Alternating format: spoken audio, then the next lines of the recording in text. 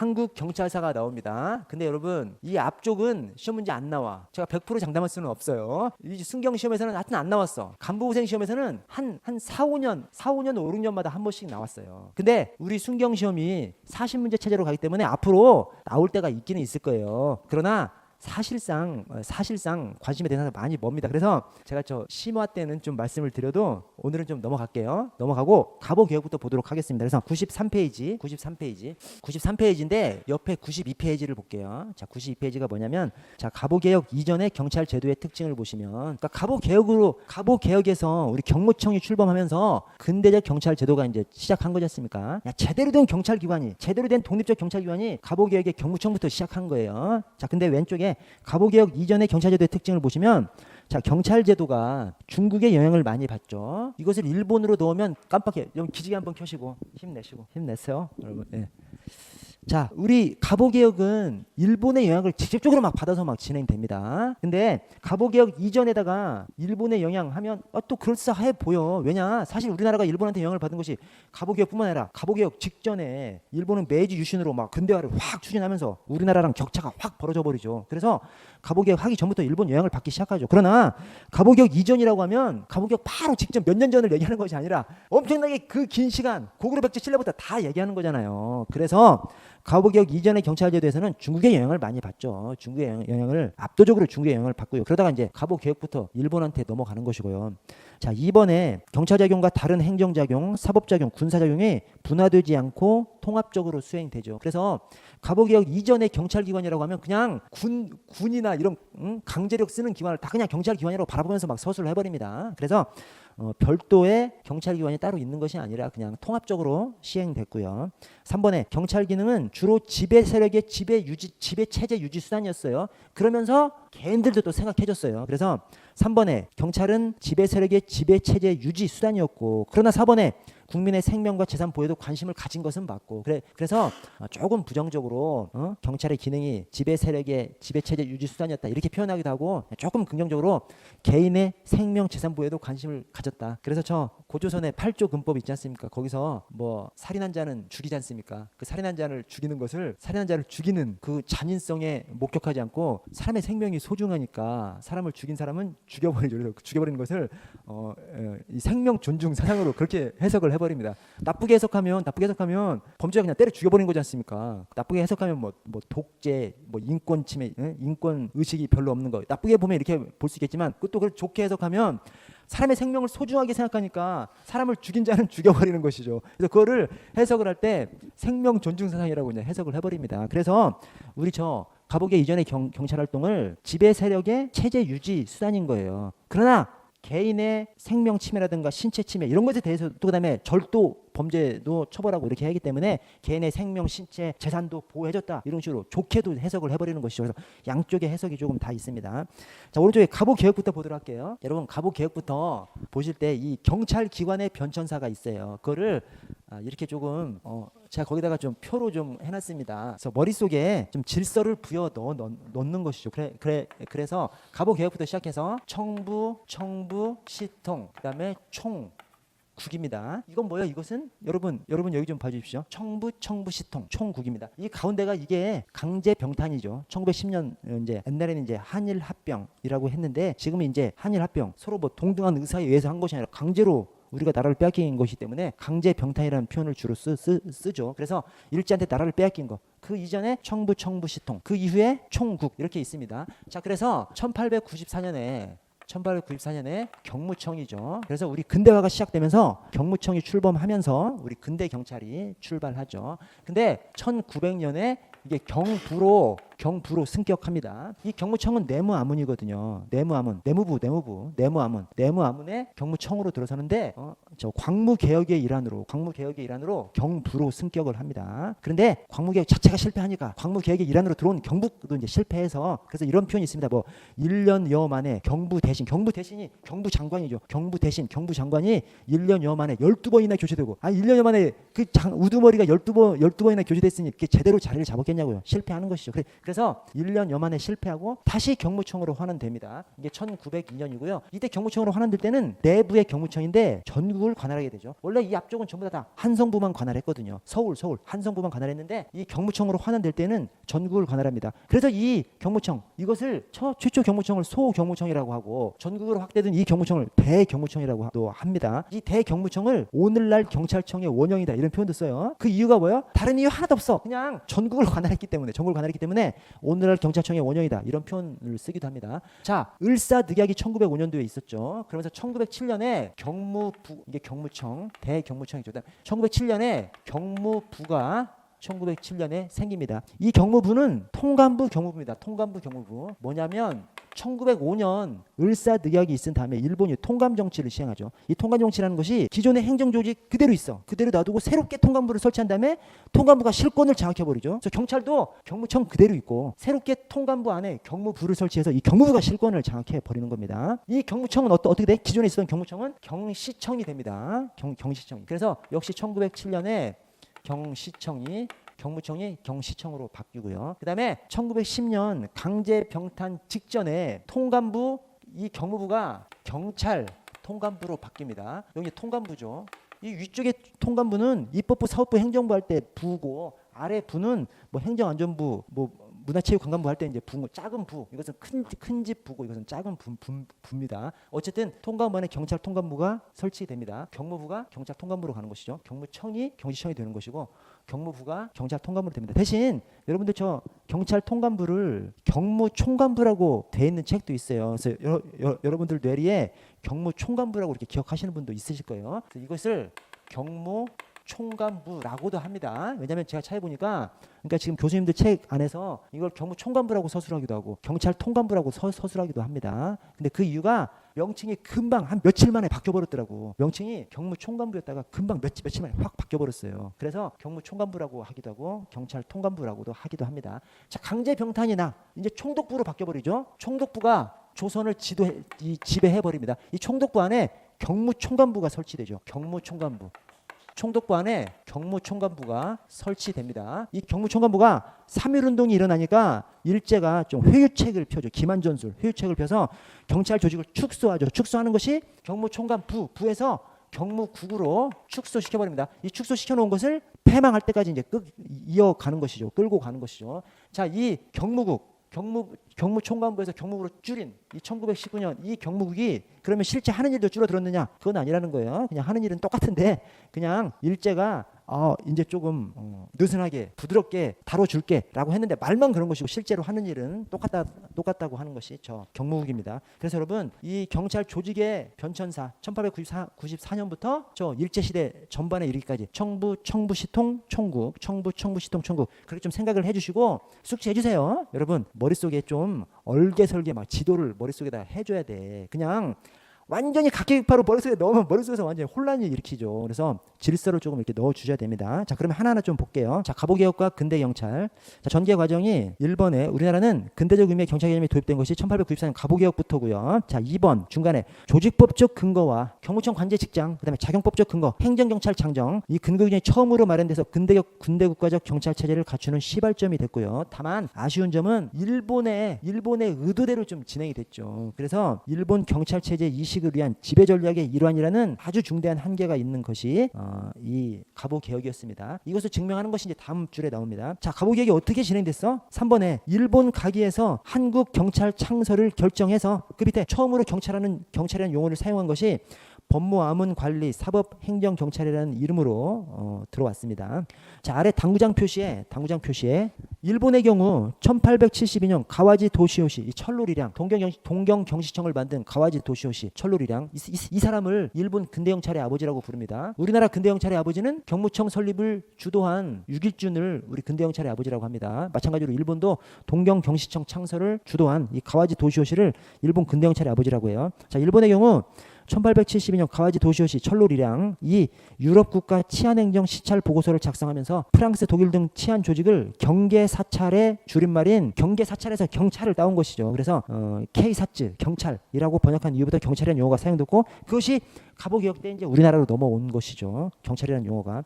자, 4번에 김홍집 내각은 각 아문관제에서 경찰을 법무아문 소속으로 설치할 것을 결정했는데 내무아문 소속으로 변경하죠. 이것을 갖다가 법무아문 소속으로 설치할 것을 결정했는데 내무아문 소속으로 변경했다. 즉 그냥 결정만 했다가 내무아문으로 바꿨다. 이런 식으로 나오기도 하고 법무아문 소속으로 창설했다. 곧 내무아문 소속으로 변경했다. 이렇게 나오기도 합니다. 그러니까 결정만 하고 실제 창설은 내무아문에서 한 것처럼 표현되기도 하고 법무아문에 그냥 창설을 했는데 내무아문으로 창설한 다음에 내무아문으로 바꾼 것처럼 그렇게 서술하기도 합니다. 두 지문을 다 맞는 것으로 봅니다. 어쨌든 법무아문에서 내무아문 소속으로 바뀐 것만 생각하시면 되겠습니다.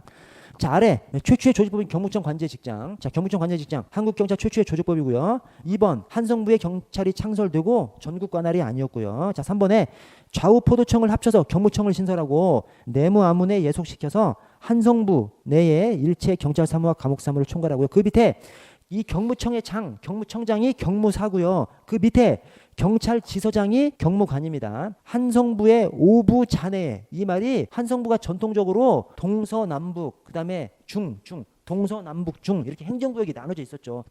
서울의 한성에 동서남북중 거기다가 각각 경찰지서, 오늘날의 경찰서죠. 경찰지서를 설치한 다음에 경찰지서장, 경찰서장, 경찰지서장은 경무관으로 했고요. 그래서 경무청장이 경무사, 경찰서장, 경찰지서장이 경무관, 그렇습니다. 자, 다음 페이지 넘어가면 행정경찰장정, 최초의 경찰작용법이죠.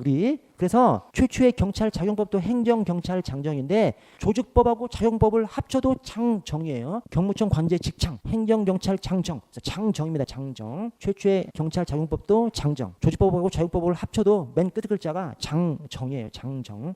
자, 2번에 일본의 행정경찰 규칙하고 유경죄 직결례를 혼합해서 한문으로 옮겨 놓은 것이 이 행정경찰장정이고요. 자, 3번에 광범위한 사무를 담당했고요. 그렇죠. 1894년 행정기관이 경찰 말고 행정기관이 좀 몇 개 생기기는 해. 그러나 본격적으로 다른 행정기관이 막 우후죽순으로 쫙 다 분화되는 것은 2차 세계대전 이후니까, 전 세계적으로 2차 세계대전 이후에 막 행정조직이 쫙 비경찰화되는 것이니까 이 갑오개혁 때 경무청은 굉장히 광범위한 사무를 담당했고요. 자, 4번에 경찰이 담당했던 업무의 광범위성이나 직무 규정의 포괄성은 경찰 업무와 일반 행정과의 미분화 현상을 엿볼 수 있습니다. 그래서 여러분 조금 조심해야 되는 것이 이 갑오개혁 때 경찰과 일반 행정이 분화가 시작은 된 겁니다. 완전한 분화는 아닌 거예요. 분화가 시작은 된 겁니다. 완전한 분화는 저 2차 세대전 이후에 광복된 이후에 이제 완전한 분화가 되는 것이고, 이 갑오개혁 때 분화는 시작되는 겁니다. 분화는 시작되는 것인데 완전한 분화가 아닌 것이고요. 여러분 좀 쉬었다 갈게요. 12분에 10분 조금 지나서 시작할게요. 예. 네, 저 94페이지 중간에 경찰 고문관 제도와 경찰 체제의 정비. 이 갑오개혁 직후에 이제 고문관 제도가 시행되면서 경찰 체제가 정비되는데, 그 중앙에 2번의 중간을 보시면 1895년, 그러니까 1894년에 갑오개혁을 해서 경무청 출범하는데 1895년에 내부 관제가 제정돼요. 즉 우리가 내무아문으로 출발하지 않습니까? 법무아문에 경무청을 설치하려고 그러다가 내무아문으로 바꾸잖아요. 내무아문인데 그 내무아문이 내부로 바뀌는 것이죠. 그래서 내부 관제가 제정된 것이 하여튼 우리 경찰하고 관련이 있죠. 저 중앙에서는 내부 관제가 제정된 것이 바로 1894년 직후인 1895년. 자, 지방은 1896년 지방경찰 규칙이 제정됩니다. 그래서 중앙과 지방의 이 경찰 체제가 정비됩니다. 그래서 1893 갑오개혁 직후에 경찰 체제가 정비되는 것이 중앙에서 바로 1년 뒤에 1895년에 내부 관제가 제정되고, 또 그 1년 뒤에 1896년에 지방경찰 규칙이 제정됩니다. 이거 별거 아닌 것 같지만 시험 지문에 좀 나오더라고요. 그러니까 경무청 관제 직장, 경무청, 그다음에 행정경찰 장정으로 우리 조직법적 자연법적 근거를 맞춘 다음에 조금 더 경찰 체제를 정비하는 것이 바로 1895년에 중앙에, 그다음에 1896년에 지방에 이렇게 경찰 체계가 정비되는 과정이 그렇게 돼 있고요. 자, 그 아래에 이 박영효하고 6.1전을 제가 넣어놨습니다. 먼저 박영효를 한국 경찰 개혁의 선구자라고 해요. 왜? 박영효가 어떤 자리를 맡을 때마다 이 경찰 제도를 막 개혁 방안으로 이렇게 넣었었거든요. 그래서 박영효를 한국 경찰 개혁의 선구자라고 하고, 6.1주는 한국 근대 경찰의 아버지라고 합니다. 왜냐? 우리 그 경무청 창설을 6.1준이 주도했기 때문에, 일본 동경정시청 창설을 가와지 도시오시가 주도했기 때문에 그 가와지 도시오시를 일본 근대 경찰의 아버지라고 하듯이, 우리나라는 최초의 근대 경찰은 그 경무청 설립을 주도한 6.1준을 한국 근대 경찰의 아버지라고 합니다. 자, 박영효부터 보시면, 박영효가 일본에 1883년에 갑오개혁 하기 전이죠. 1883년에 한성판륜, 이게 서울시장입니다. 한성판윤 서울시장에 부임한 박영효가 그 한성부에 순경부를 두면서 최초로 순경이라는 용어를 사용했어요. 근데 바로 잘립니다. 바로 막 그 수구파가 막 반대하고 막 항의하면서 바로 자천되면서 실효를 거두지 못하고요. 이번에 또 갑신정변의 주역이죠. 박영효가 저 김옥균하고 함께 갑신정변을 하는데 그때 이 김옥균, 박영효 등 급진 개화파가 혁신정강을 만드는데 이것을 이제 박영효가 주도했다고 하죠. 박영효가 또 순사제도를 시급히 설치해서 도적을 방지할 것이라고 해서 하여튼 박영효는 틈만 나면 경찰 개혁 방안을 이렇게 마련한 사람이 박영효입니다. 그러나 뭐 갑신정변이 실패해서 이 실현되지는 못한 것이죠. 유길주는 이때 뭐 하고 있었어? 유길주도 개화파입니다. 같은 파예요. 같은 일당입니다. 근데 유길주는 갑신정변에 있을 때 미국에 유학가 있었거든. 그래서 유길준이 최초의 국비 일본 유학생, 최초의 국비 미국 유학생이 유길준입니다. 그래서 일본 유학 갔다가 또 미국 유학 가 있는데 갑신정변이 터져가지고 유길준이 갑신정변 터지니까 딱 유학을 그만둡니다. 그럼 바로 이제 국내에 와야 되잖아요. 오면 잘못하면 개화파 일당에서 죽임을 당할 수가 있기 때문에 바로 안 들어오고 유럽으로 가서 유럽에서 한 1년여 돌아다니다가 국내로 들어옵니다. 그래서 유길주는 일본 물도 먹어봤고 미국 물도 먹어봤고 유럽 물까지 먹어본 아주 그 당시에 굉장한 인텔리가 이 유길준입니다. 그래서 유길준을 한국 근대영찰의 아버지라고 하는데 그 갑신정변 할 때는 미국에 있었고 이제 그 1년여 뒤에 귀국을 합니다. 귀국을 해서 자리를 잡아서 이 경무청 창설할 때 경무청 창설을 주도한 것이 이 유길준입니다. 자, 그래서 일본에 김옥균, 박영효가 갑신정변 할 때 일본을 등에 업고 갑신정변을 했잖아요. 그래서 일본을 근대화의 모델로 삼았다면 유길주는 이 미국, 영국, 유럽 물을 먹어본 사람이거든. 그래서 일본 물도 먹어보고 미국, 영국 물도 먹어보면 어디가 더 좋겠어? 미국, 영국이 좋겠지. 그래서 유길준이 영국, 미국의 제도를 바탕으로 경찰 개혁론을 펼친 것이 유길준입니다. 다만 과로에 사법권과 경찰권의 분리, 위생경찰의 강조는 뭐 다들 이게 공통적이었고요. 자, 이번에 유길준 하면 서의견문이지 않습니까? 이 서의견문 안에도 시편의 순찰의 규제, 즉 경찰 제도 개혁 방안이 거기 들어가 있는 겁니다. 그래서 순찰의 규제에서 근대적 경찰제도를 소개하면서 경찰제도 제혁을 주장했고요. 그 밑에 경무청 창설을 주도한 것이 바로 유길준입니다. 그래서 우리가 한국 근대경찰의 아버지라고 부르는 것이고요. 아래 민족, 민주, 평등주의를 지향했습니다. 그러면서 그 밑에 영국 근대경찰제도 특히 로버트 필을 굉장히 높이 평가했고요. 자, 3번에 우리 그 갑오개혁 그 즈음에서 우리 선구자들의 생각이 어땠는지를 이 3번에서 알 수 있습니다. 3번에서 자, 일본 최초 근대경찰인 동경영신을 창설한 이 가와지 도시오시 철로 이랑이 일본 근대경찰의 아버지라고 하는 가와지 도시오시가 뭐라고 얘기했냐면 신민이 국민이죠. 일본은 이제 천황제가 있지 않습니까? 모든 국민은 천황의 신하잖아요. 그래서 천황을 전제로 해서 국민을 얘기할 때 이 신민 눈 뜨시고 기지개 화이팅 힘내시고 기지개 펴시고 힘내. 저기 아침부터 오셔가지고 잠자면 너무 시간이 아깝잖아요. 자, 94페이지 처 하단에 밑에서부터 5째 줄을 보고 있습니다. 일본 근대영찰의 아버지라고 하는 가와지 도시오시, 일본 동경영시청을 창설한 가와지 도시오시가 뭔 얘기를 했냐면 신민이 국민입니다. 국민. 자, 신민이라고 하는 것은 은혜를 모르는 족속이다. 절대 자비를 베푸지 마라. 와, 어디 뭐 만화책이나 나올 만한 얘기를 일본 근대영찰의 아버지가 했어요. 근데 우리 근대영찰의 아버지인 유길주는 민족, 민주, 평등주의를 주장했어요. 그래서 자, 그 맨 끝에 슬래시를 보시면 일본의 근대 경찰 제도가 굵은 표시 국민에 대한 물리적 억압 감시 장치를 지향했다면 조선은 유길준 사상과 순검 직무장정에서 알 수 있듯이 이 순검 직무장정이 뭐라고 돼요? 순검 직무장정에 순검이 경찰이죠. 순검의 기본 임무의 하나로 뭘 해놨냐면 민의 피해 예방, 민의 피해 예방, 이걸 순검의 기본 임무로 하고 있었거든요. 그러니까 그 유길준 사상이 뭐요? 민족, 민주, 평등이지. 그래서 유길준 사상과 순검 직무장정에서 알 수 있듯이 종래 유교 질서를 바탕으로 민주적 근대 경찰을 창설하려고 했던 것이 우리 조선인 것이죠. 그래서 일본의 영향을 그렇게 많이 받지만 일본의 선각자들은 군국주의 선각자들이고 우리나라의 선각자들은 민족, 민주, 민권을 주장하는 선각자들이었다는 것이죠. 자, 오른쪽.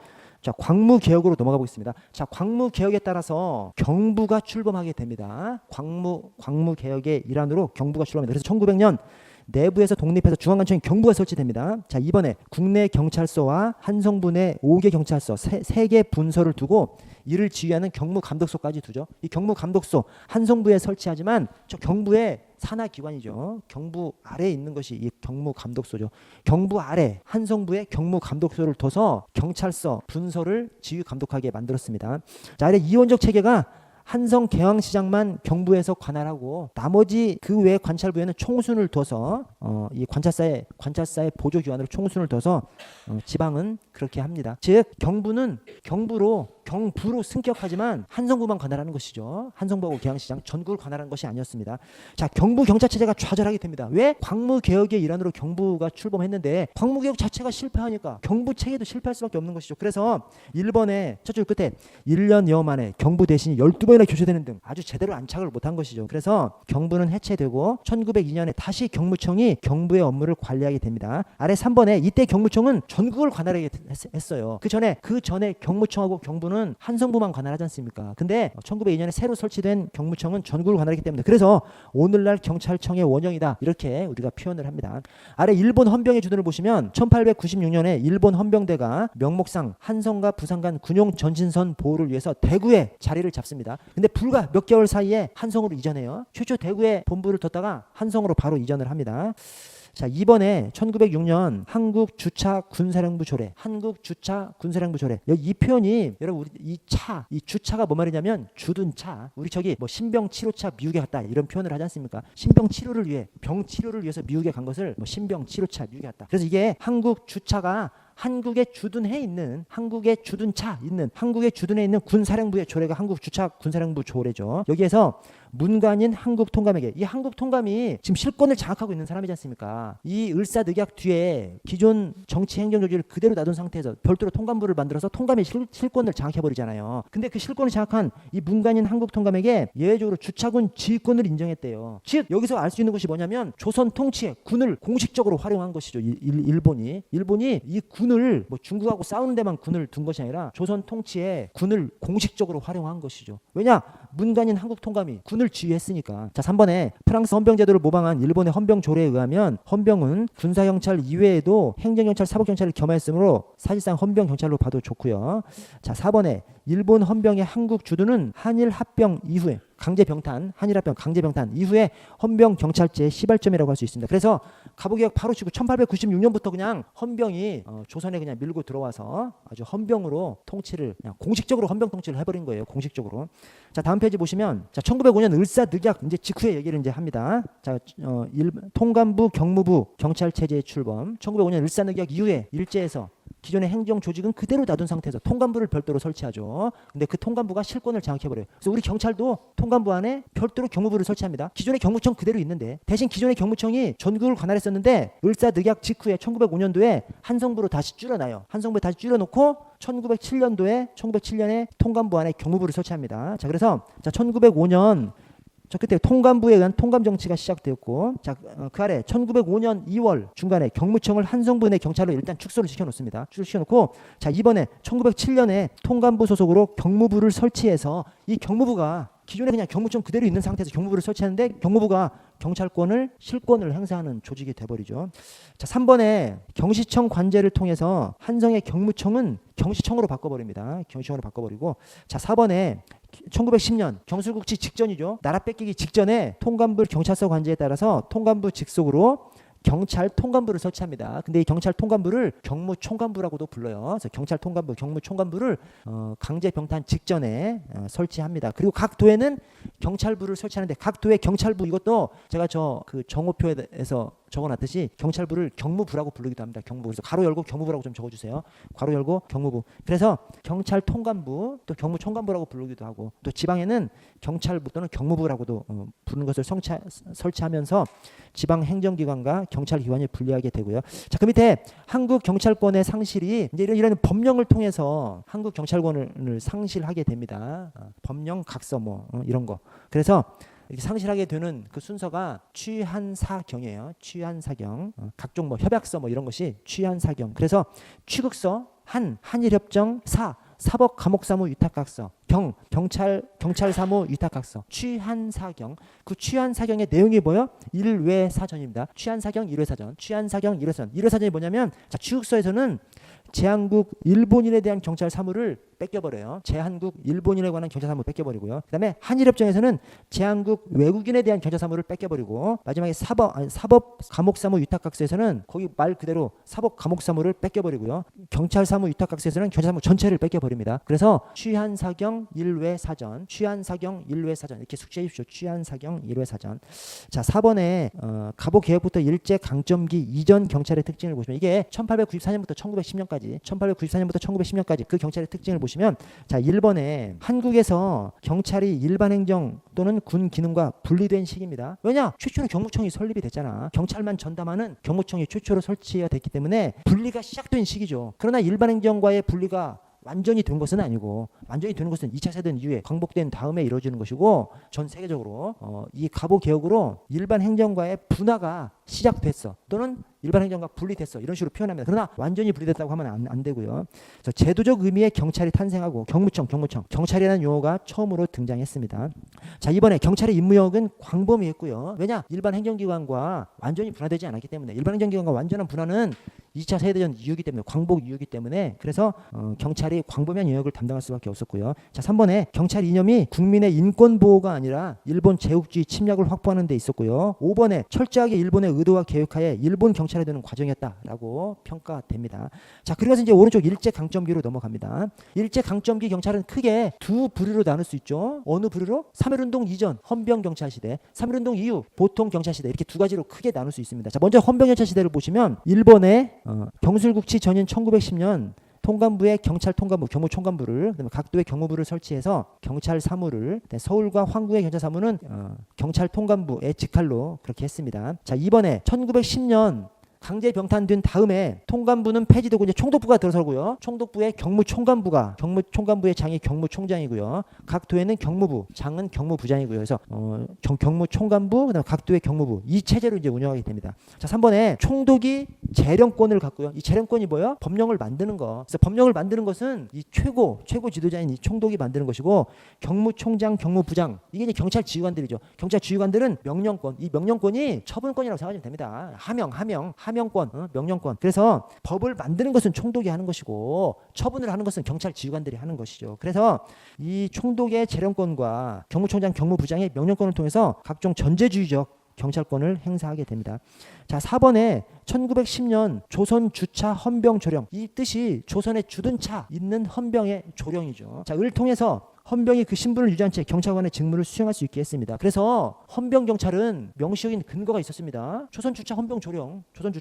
그래서 우리 흔히 일제 시대 때 일본이 우리를 막 통치한 것을 무단 통치라고 흔히 하지 않습니까? 무단 통치가 뭐예요? 위법하게 법적 근거도 없이 위법하게 통치했다는 것이 무단 통치라는 그 표현 안에 들어가 있습니다. 그래서 일제가 일본 제국주의가 어떤 합의도 없이 강권에 의해서 물리적으로 억압해서 우리나라를 통치한 걸 갖다가 무단 통치라고 합니다. 그래서 무단으로 통치했다라고 하면 나쁜 말이죠. 일본이 나쁜 방식으로 우리를 통치했다고 하는 것을 갖다가 우리가 무단 통치라고 해서 일제가 우리나라를 통치한 것을 갖다가 나쁘게 표현한 것이 맞는 말이지 않습니까? 그러나 헌병을 갖다가 얘기할 때는 근거도 없이 무단으로 헌병 통치를 했다라고 하면 틀린 지문이 됩니다. 왜냐? 얘네가 법까지 만들어서 했거든. 조선 주차 헌병 조령이 있지 않습니까? 그래서 법적 근거도 없이 헌병 통치를 했다라고 하면 일제를 꼭 나쁘게 표현하는 말이니까 맞는 말인 것 같은데 아닙니다. 일제가 조선 주차 헌병 조령 명시적인 근거를 가지고 헌병 통치를 했기 때문에 뭐 근거도 없이 헌병 통치를 했다라고 하면 틀린 지문입니다. 주의하시고 아래 헌병 경찰의 임무를 보시면 첩보 수집, 의병 토벌이 주 임무였으나 그 아래 광범위한 업무를 함께 수행했고요.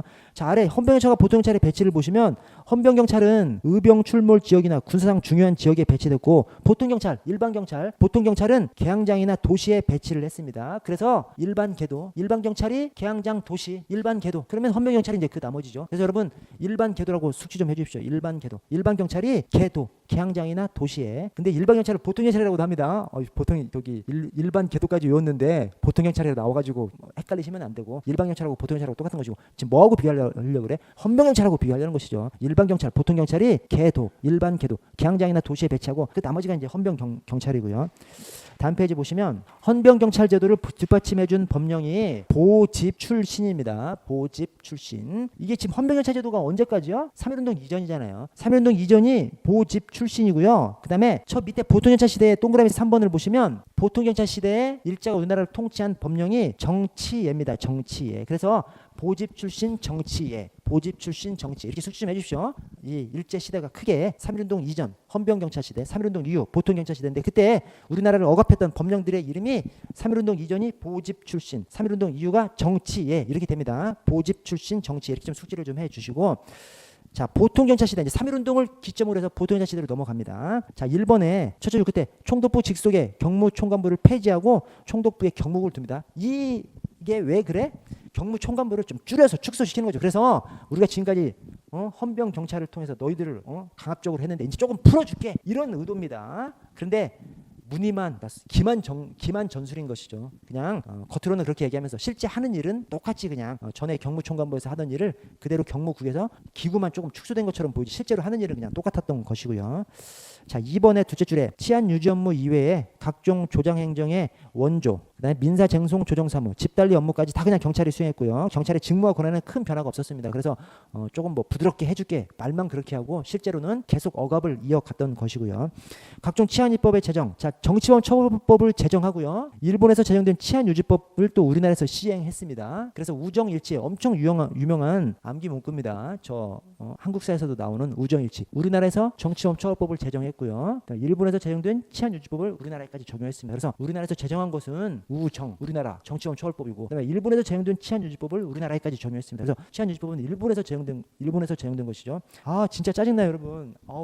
1925년 치안유지법을 제정하였다. 이게 맞는 지문인가요? 틀린 지문인가요? 여러분 지금까지 기출문제에서 이거 틀린 지문으로 봤습니다. 왜냐면 그러니까 이것을 1925년은 맞는데 1925년 우리나라에서 치안유지법을 제정했다. 확실히 틀린 지문이죠. 치안유지법은 일본에서 제정해가지고 우리나라까지 적용했으니까 우정일치 일본에서 제정했으니까. 그런데 어느 나라에서 제정했느냐를 넣지 않고 그냥 치안유지법을 제정했다. 이 표현을 틀린 지문으로 한 서너 번 지금 기출문제에 있었어요. 근데 올해 경감부 시험에서 이 지문 맞는 지문으로 나왔어요. 그래도 제가 정오를 한 이거 오류다 한 3가지 정도를 제가 지적했는데 나머지 2개는 받아들여졌는데 안 받아들여졌어 이거. 아니 왜냐면 지금까지 한 3번이나 이게 틀린 지문으로 기출이 됐는데 맞는 지문으로 기출이 됐습니다. 그래서 이제 오리무중이에요. 오리무중. 이게 뭔 말이냐면 그냥 치안유지법을 제정했다라고 하면 주어가 없지만 어디에서가 없지만 이 치안유지법은 우리가 제정한 것이 아니라 일본에서 제정한 것을 우리나라에도 그냥 적용하는 것이기 때문에 이렇게 하면 꼭 우리나라에서 제정한 것으로 봐서 틀린 지문으로 봤었는데 이번에 이걸 그냥 맞는 지문으로 봐버렸습니다. 그래서 여러분들이 이제 문제를 풀 때 자 어디에서 제정됐는지, 즉 정치범 처벌법은 우리나라에서 제정됐죠. 일제가 우리나라에서 제정한 것이죠. 그리고 치안유지법은 일본에서 제정한 것을 우리나라까지 적용한 것이죠. 그래서 이렇게 딱 어디에서가 나오면 정확하게 판단하시고 그것이 어디에선지가 이렇게 안 나오고 서술이 되면 더 틀린 다른 지문이 있을 거라고 생각하고 풀어주십시오. OX 문제가 나오면 나 몰라.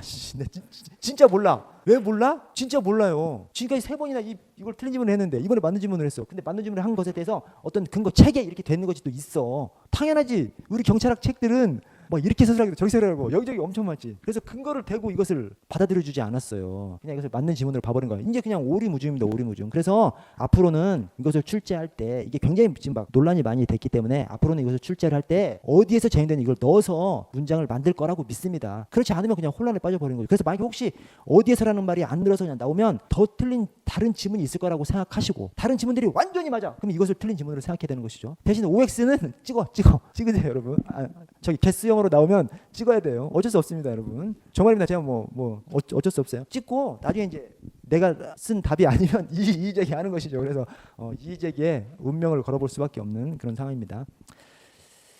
자 거기 4번을 보시면 보통 시대 4번을 보시면 중일전쟁 이후에는 중일전쟁이 1937년이죠. 중일전쟁 이후에는 경찰 업무가 특고경찰, 경제경찰, 외사경찰에까지 이렇게 확대됐습니다. 이 중에서 경제경찰만큼은 이 꼭 중일전쟁 이후로 해야 됩니다. 왜냐하면 이 특고경찰이 특별고등경찰, 이 사상경찰, 반국가사범 그때는 이제 일제니까 일제에 반대하는 사상을 가진 사람들을 잡는 것이 특고경찰, 특별고등경찰이지 않습니까? 그리고 뭐 외사경찰. 근데 이 경제경찰만큼은 이 중일전쟁 이후에 꼭 나야지. 중일전쟁 이전에 경제경찰 나오면 틀린 지문입니다. 왜냐하면 이 경제경찰이 뭐냐면 경제에까지 경찰이 이제 관여하기 시작해요. 중일전쟁 이후에 경제에까지가 뭐야? 중일전쟁 이후로 태평양 전쟁, 이 세계 2차 대전 이제 막바지로 사대로 막 들어가면서 일제가 이제 몰리기 시작하죠. 몰리기 시작하면서 전쟁 물자 이런 것들이 막 부족해지기 시작하니까 일제가 우리나라 경제 구조 자체를 경찰이 통제합니다. 예컨대 대장간 이런 거 있지 않습니까? 쇠 제품 만드는 거 다 문 닫게 만들어 버려요. 쇠 제품은 아예 소비하지 못하도록. 쇠 제품은 자기네 군수 공장에서 소비해야 되는 것이죠. 우리나라에서 저 숟가락 젓가락 다 걷어가 버려요. 숟가락 젓가락 뭐 밥그릇 이런 거 쇠로 된 것은 다 걷어가 버립니다. 그게 바로 경제 경찰입니다. 그래서 경제 경찰만큼은 중일 전쟁 이후에요. 후반기 일제가 완전히 전시 체제로 돌입될 때 그때 이 경제 경찰이 나오고요.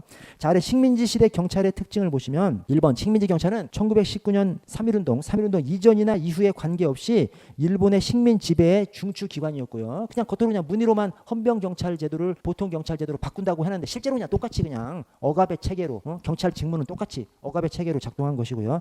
자, 2번에 총독에게 주어진 재령권, 경무총장, 경무부장 이 경찰 지휘관들에게 주어진 명령권, 하명권이라고 생각하면 됩니다. 처분권, 하명권을 통해서 전제주의, 제국주의적 경찰권 행사를 했고요. 자, 4번에 경찰에 대한 뿌리 깊은 불신의 풍토가 축적된 시기라고 합니다. 그래서 우리가 지금도 막 이런 말 있죠. 애기가 울면 너 순사 온다, 순사가 잡아간다, 막 이런 말을 하는 것이 딱 일제시대부터 생겼습니다. 진짜 일제시대 때는 순사가 엄청나게 무섭다는. 저기 작년인가요, 재작년인가요, 저 넷플릭스 드라마 파친코라는 드라마 있지 않습니까? 거기 딱 그 대명의 장면이 나옵니다. 애가 우니까 야 순사 온다 그러니까 애가 울음을 그쳐버려요. 그만큼 공포의 존재가 이 순사 경찰이었고요. 자, 5번에 경찰의 대상 영역이 맨 끝에 사상 경찰적 영역까지 확대됐고요. 중일전쟁 이후에는 경제경찰 영역까지 확대됩니다. 이 경제경찰만큼은 중일전쟁 이후에 나와야지 앞에 나오면 틀린 지문이고요. 자, 오른쪽에 임시정부와 경찰을 보도록 하겠습니다. 자, 1번 1919년 3.1운동을 계기로 끝에 대한민국 임시정부가 탄생하는데 대한민국 임시정부는 임시현장이 임시정부의 헌법이 임시현장입니다. 자, 임시현장에서 우리 민족 최초의 민주공화제를 선포했고요. 그래서 임시현장 1조, 이 임시현장이 딱 10조로 되어 있는데 임시현장 1조가 대한민국은 민주공화제로 한답니다. 여러분 민주공화제라는 말이 엄청 좋은 말입니다. 여러분 민주, 국민이 주인이란 말이지 않습니까? 공화제, 공화라는 말이 독재를 허용하지 않겠다는 말이 공화입니다. 공화. 그래서 합의에 의해서 정부를 이끌어가는 것을 공화제라고 합니다. 그래서 국민이 주인이고 특정한 사람의 독재를 허용하지 않는 민주공화제로 한다는 것이 대단하지 않습니까? 우리가 일제에다 나라를 빼앗기면서 그 직전까지 왕정이었잖아요. 그 왕정에서 외국으로 도망가서 정부를 꾸리는 사람들이 민주공화제라는, 그러니까 그 당시에 선각자들이 굉장히 이 높은 고양된 그런 정신세계를, 사상체계를 가진 것이 대한민국인 것이죠. 자, 민주공화제를 선포했고 임시정부 경찰은 민주경찰의 효시죠. 왜? 우리 대한민국 최고법인 헌법에서 대한민국은 거기 대한국민은 하여튼 대한민국은 임시정부의 법통을 계승받아 이런 표현이 헌법 전문에 있지 않습니까? 그래서 대한민국의 뿌리가 임시정부라면 대한민국 경찰의 뿌리도 임시정부 경찰인 것이죠. 그래서 임시정부 경찰은 민주경찰의 효시고요. 자, 이번에 우리나라 헌법은 초중간에 대한민국 임시정부의 법통을, 그래서 대한국민은 대한민국 임시정부의 법통을 계승한다라고 되어 있기 때문에 그때 임시정부 경찰은 오늘날 한국 경찰의 뿌리이고요. 자, 임시정부 경찰의 역할을 보시면, 자, 김구 선생이 뭐라 그랬냐면 임시정부 경찰의 임무를 지금 일반 국가가 아니잖아요. 해외에 도망가 있는 그런 정부이기 때문에 일반 국가에서처럼 단순히 범죄를 예방하고 진압하는 임무가 아니라는 것을 천명했습니다. 그래서 임시정부 경찰의 실질적인 기능은 일제의 스파이 활동을 방지하고 독립운동과 투항을 예방하며 임정 요인들을 보호하는 것이었습니다. 그래서 임시정부 경찰의 역할이 교민 보호, 국민 보호 역할도 있지만 거기 임시정부 수호, 이게 제1의 임무인 것이죠. 임시정부 수호가 제1의 임무였습니다. 다음 페이지 가보시면 임시정부 경찰 조직이, 임시정부가 크게 두 가지 시대로 나눕니다. 어떻게 나누요? 상해 시대, 중경 시대, 상하이, 충칭. 그다음에 상하이, 충칭, 상해, 중경, 이 두 가지 시대로 나눕니다. 그래서 이 임시정부 경찰이 상해 시대, 그다음에 중경, 충칭, 중경 시대를 이렇게 나눕니다. 왜 그래? 자, 상해 시대가 1919년부터 1932년이고요. 중경이 1940년부터 1945년, 이 일제가 패망할 때까지 이렇게 갑니다. 이 사이에 암흑의 8년이 있죠. 왜냐하면 1932년에 윤봉길 선생이 홍콩공원 도시락 폭탄 투척 의거를 하시죠. 그래서 일본의 사령관하고 거류 민단장이 죽어버리죠. 그래서 그때부터 일제가 아주 그냥 발악을 하고 임시정부 때려잡으려고 막 진짜 발악을 해서 돌아다니죠. 그래서 이 중국이 이렇게 크게 이렇게 있다면 상해가 여기에 있지 않습니까? 임시정부가 1932년부터 1940년까지 8년 동안 막 이렇게 돌아다니면서 이렇게 막 엄청 도망다니다가 결국 저 내륙의 중경에 자리를 잡습니다. 그래서 저것이 이제 윤봉길 선생의 의거 때문에 윤봉길 선생이 잘못한 거예요? 뭘 잘못해? 잘했죠. 잘하셨고 우리가 비록 쫓겨다니는 신세가 됐습니다만 윤봉길 선생의 의거를 두고 저 일본의 아니 저기 중국의 공산당 말고 그 반대편에 저 대만을 만든 장개석 총통 있지 않습니까?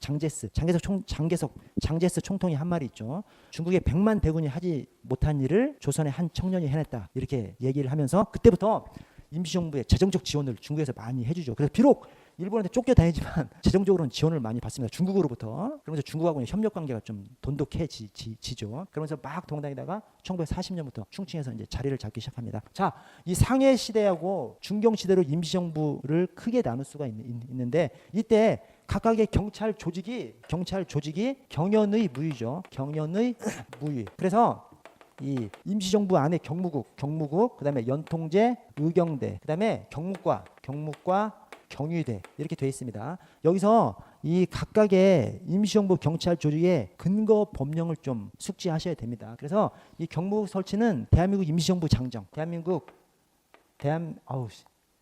임시정부 그냥 말로 할게요. 대한민국 임시정부 장정 한마디로 임시정부 조직법이죠. 대한민국 임시정부 장정, 임시정부 조직법이고요. 연통제는 국내하고 연계선을 뒀기 때문에 어떤 법령이 있는 것은 아니고요. 국내와의 연락 수단을 갖추어 놓은 것이고 의경대가 의경대 조례입니다. 의경대 조례인데 근거 법령이 근데 의경대 조례는 임시정부에서 직접 제정한 것은 아니죠. 교민단체에서 제정한 것이죠. 교민단체에서 의경대 조례를 만들어서 거기에 기반해서 의경대를 만들었습니다. 그리고 중경시대 경무관은 대한민국 잠행관제입니다. 거기 뭐 다 적혀 있으니까 대한민국 잠행관제예요. 이것도 역시 임시정부 조직법이죠. 임시정부가 1919년부터 1945년까지 엄청 도망다니고 또 막 정치적으로도 막 이합집산을 계속하죠. 하면서 이 임시정부 정부 조직법이 엄청 많아요. 그 명칭이 막 엄청 왔다리 계속합니다. 근데 어쨌든 이 경무과를 만든 것은 대한민국 잠행관제입니다. 임시정부 임시조직법에 한한 것이죠. 대한민국 잠행관제, 잠정적으로 적용하는 관제니까 임시정부 조직법인 것이죠. 그래서 여기는 대한민국 잠행관제, 여기는 경위대 규정. 자, 그렇게 기본적으로 조직하고 그다음에 근거 규정하고를 중심으로 해서 이렇게 엮어 나가시기를 바라고. 자, 하나씩 좀 보시면 자, 경무국 경연의 중에서 이제 경무국부터 들어갑니다. 자, 1919년 4월 25일 대한민국 임시정부 장정에 근거해서 임시정부 조직법이죠. 대한민국 임시정부 장정. 자, 경무국을 설치하고 초대 경무국장이 백범 김구 선생입니다. 여러분, 제가 저 경찰 생활하면서 제 최대 자랑이 이 교과서에 김구 선생이 나오게끔 만든 것이 접니다. 왜냐하면 제가 저기 경찰 생활하면서 그 경찰 공제외에 실무종합 문제집 제가 표제자로 좀 있었거든요. 총론 전체를 제가 이제 좀 담당했었는데 그때 제가 이 임시정부 초대 경무국장, 김구 선생은 뭐 다 알죠. 그러나 초대 경무국장이었다는 그 사실을 그 실무종합 문제집에 최초로 넣은 사람이 접니다. 제가 그걸 넣으면서 그것만 넣었으면 괜찮았는데 아니지. 그것만 넣었으면 괜찮았는데 표현은 잘못. 어쨌든 제가 그것만 넣지 않고 저 차이력, 최규식, 안병아 제가 같이 넣었습니다. 그게 저예요. 제가 그거 넣고 욕 엄청 먹었어요. 왜냐하면 현장 경찰관 분들이 어디까지 시험법을 넓히는 거야 하면서 엄청 제가 욕 먹었습니다. 근데 제가 그것만 한 것이 아니라 제가 이제 그때 인재개발원, 그때 당시엔 경찰교육원이었죠. 경찰교육원 경무학과장, 그다음에 감성개발센터장 하면서 이런 것들을 계속 막 뭐 심포지엄도 하고 막 그다음에 뭐 논문 발표회도 하고 막 계속하면서 계속 알렸어요. 제가 알면서 그 알린 것보다 실무적으로 문제집이 넘으니까 완전히 이제 진짜 시험 준비하는 사람들, 현장 경찰관들이 승진 시험 준비하시는 분들이 다 봐버리니까 딱 알려진 거죠. 알려지면서 실무종합 문제집에 넣어가지고 이 채용 여기도 이제 쫙 나온 거죠. 그래서 여러분들의 경찰학 교재 이거 있는 것이 저 때문에 있는 겁니다. 제가 그래서 엄청 욕 먹게 됐는데 제 생각은 이런 것이죠. 아니 우리 경찰관분들한테 너 일 잘해, 너 뭐 이런 거 어기지 마 얘기할 필요가 없어요. 자랑스러운 선배들의 얘기를 얘기해버리면 그냥 끝나버리는 거죠. 제 생각은 그런 것이고. 그리고 여러분 김구 선생이 뭐 역사적인 평가가 여러 가지가 있습니다. 100% 긍정적으로만 평가하는 것은 아닙니다. 부정적인 평가도 있어요. 그러나 김구 선생의 삶 전체를 놓고 봤을 때 민족의 사표지 않습니까? 민족의 스승이에요. 그 민족의 스승이 대한민국이 뿌리로 삼는 임시정부의 초대 경무국장이었다는 사실은 우리 경찰로서는 엄청난 자산인 거죠. 그거를 예전에는 대부분의 경찰관들이 몰랐어요. 누가 얘기해야 알지. 그래서 실무적인 문제를 딱 들어가니까 이제 다 알려진 것이죠. 그러면서 지금은 우리 경찰청에서 이 김구 선생이 초대 경무국장이었다는 사실을 굉장히 자랑스럽게 생각하고 또 굉장히 여기저기다 활용을 많이 합니다. 또 그렇게 활용하면서 우리가 김구 선생의 그런 애국 그런 것들을 따라가려고 본받으려고 이제 하는 것이죠. 자, 하여튼 초대 경무국장이 백범 김구 선생이셨고요. 자, 디귿에 정식 예산이 편성됐고요. 계급별 소정의 월급이 지급됐습니다. 뭐 이런 사항까지 여기다 적어놔? 뭐 소정의 월급이 지급되고 이런 사항까지 왜 넣어놔? 여러분 임시정부 경찰 조직을 얘기할 때 가장 강조하는 사항이 두 가지가 있습니다. 이제 하나는 군대 조직이 아닌 경찰 조직이었다라는 것이고 또 하나는 임시 조직이 아니라 정식의 조직이었다는 거예요. 아니 정부 자체가 임시정부인데 경찰은 뭐 정식의 조직이야? 아니 우리 지금 경찰이 어떤 입장이냐면 예전에는 여기에 별로 관심이 없었어요. 근데 하여튼 저를 포함해서 이렇게 한 여러 가지 그런 것을 거치면서 지금은 임시정부 경찰을 대한민국 경찰의 뿌리로 삼으려고 하는 것이 경찰청도 그렇고 학자들도 경찰학자들도 그렇고 다 그렇지. 그때 임시정부 경찰 조직이 임시 조직일 때 우리 뿌리로 삼기 좋아요? 정식 조직일 때 뿌리로 삼기 좋아요? 비록 정부는 임시정부지만 경찰 조직은 임시 조직이 아니라 정식 조직이었다는 것을 엄청나게 강조하려고 합니다. 그래서 지금 경찰의 뿌리였다 이렇게 얘기하려고요. 임시 조직을 뿌리로 삼기는 좀 그렇잖아요. 그래서 이게 좀 표현 차이인데 임시 조직이 아니라 경찰 조직이 임시정부 경찰 조직이 군대 조직이 아니라 경찰 조직이었다. 임시 조직이 아니라 정식의 조직이었다. 이것을 엄청나게 강조하는 것이 경찰학자들이 엄청나게 강조합니다. 그래서 여기 정식 예산이 편성되고 월급이 지급됐다면 정식의 조직이라고 볼 수 있는 거지 않습니까? 그래서 임시 조직이 아닌 정식의 조직이었다. 그것을 강조하려고 이런 표현까지 넣는 겁니다. 정식 예산이 편성됐고 계급별 소정의 월급이 지급됐다. 자 아래 조선 교민이 다수 거주하거나 왕래가 빈번한 곳에 분구까지 뒀다. 그만큼 체계가 좀 잘 갖춰져 있는 조직이었던 것이죠. 임시정부 경찰 조직이요. 자 아래 연통제는 우리 임시정부가 해외를 도망가서 상하이에 본부를 뒀기 때문에 그래서 국내에 연결도 하고 또 독립운동자금도 거두고 이렇게 하려고 국내 연결 수단인 연통제를 운영했습니다. 자, 니은에 각 도단위 행정기관으로 독판부를 두고 도단위 행정기관이 독판부, 그다음에 그 독판부 산하에 경찰기구로 경무사를 뒀습니다. 독판부, 경무사. 그다음에 부군 그 하위에 부군 단위에서는 행정기관으로 부서군청, 산하 경찰기구로 경무과를 뒀습니다. 그래서 독판부, 경무사, 부서군청, 경무과 이렇게 뒀습니다. 독판부, 경무사, 부서군청, 경무과. 자, 디귿에 각 독판부, 부서군청, 경무사, 경무과 소속의 경감과 경호원이 경찰 업무를 수행했고요. 자, 이 연통제는 얼마나가? 금방 다 그냥 와해돼 버립니다. 왜냐? 연통제는 국내에 둔 거잖아요. 그렇죠? 이 국내는 누가 장악하고 있어? 일본이 장악하고 있으니까 금방 발각돼 버리죠. 그래서 불과 1년여 만에 싸그리 다 그냥 진압돼 버리는 것이 이 연통제입니다. 그래서 리을에 맨 끝에 1921년 이후 여기는 점차 완화됐다고 하는데 실제로 그냥 싸그리 다 그냥 무너져 버려요. 왜냐? 일제가 장악하고 있는데 안에서 그냥 저 관료제처럼 막 쫙쫙쫙 이렇게 구성을 해놓으니까 금방 발각돼 버리죠. 그래서 금방 발각돼서 그냥 와해돼 버리는 것이 연통제입니다. 자, 의경대는 기억 끝에 교민단체가 의경대 조례를 통해서 자치경찰조직인 의경대를 조직했습니다. 즉 이 의경대는 교민단체 자치 조직입니다. 그래서 이 임시정부에서 직속으로 둔 것이 아니라 교민단체가 의경대 조례를 만들어서 자치경찰조직으로 의경대를 조직했고요. 자, 니은에 김구 선생은 하여튼 경찰이랑 인연이 엄청 깊습니다. 김구 선생이 중간에 상해 교민단체 산하에 의경대를 창설했고요. 1932년엔 직접 의경대장을 맡기도 해주셨고요. 자, 리을에 의경대는 1932년 윤봉길 의사 의거로 일제 탄압이 심해진 후 순환의 이동 시기를 겪던 1936년경에 와해됐습니다. 아까 연통제랑 뭐가 달라요? 연통제는 1919년경부터 이제 설치되기 시작해서 불과 1년여 만에 1921년경 되면 그냥 싸그리 다 그냥 적발돼서 그냥 고문 받고 그냥 끝나버립니다. 왜? 연통제는 국내에 뒀기 때문에. 근데 의경대는 외국에 뒀잖아요. 외국에. 그래서 의경대는 상당히 지속하는 겁니다. 언제까지? 1936년경까지. 굉장히 길게 지속되는 것이 의경대입니다. 오른쪽 이동 시기를 보시면 1932년 윤봉길 의사 의거 후에 고난의 이동 시기 한 8년여를 겪고 난 다음에 1940년 중국 정부의 도움을 많이 받아서 처내륙 도시 충칭, 중경이죠. 충칭, 중경에 다시 자리 잡기 시작합니다. 그 중경에 둔 경찰 조직이 경무과와 경위대입니다. 자, 경무과 1943년 대한민국 자맹 관제에 따라서 자, 경위대. 자, 저 그 정오표로 조금 추가시켜 달라고 한 것이 이 1941년이거든요. 경위대는 1941년 내무부 직속으로 경위대를 설치합니다. 그 규칙으로 경위대 규정이 있고요. 자, 경무과는 대한민국 자맹관제, 경위대는 경위대 규정. 자, 그리고 니은의 통상 경위대장은 경무과장이 겸임했습니다. 근데 어떤 것이 먼저 설치됐어? 경위대가 먼저 설치됩니다. 경위대가 1941년, 경무과가 1943년이에요. 아니, 경위대가 먼저 설치됐는데 경위대장을 경무과장이 어떻게 겸임해? 아니, 경무과가 생기기 전까지는 안 되는 것이고 경무과가 설치된 이후에는 경무과장이 겸임을 한 것이죠. 그러니까 원래 경위대만 있었는데 1941년, 1943년에 경무과가 설치됐는데 경무과가 더 큰 단위로 설치된 것이죠. 오케이? 원래 경위대가 1941년에 설치됐는데 그 뒤에 1943년에 경무과가 더 큰 조직으로 설치가 된 거예요. 그래서 경무과가 더 큰 조직으로 설치돼 버리니까 경위대장을 경무과장이 통상 겸임을 했습니다.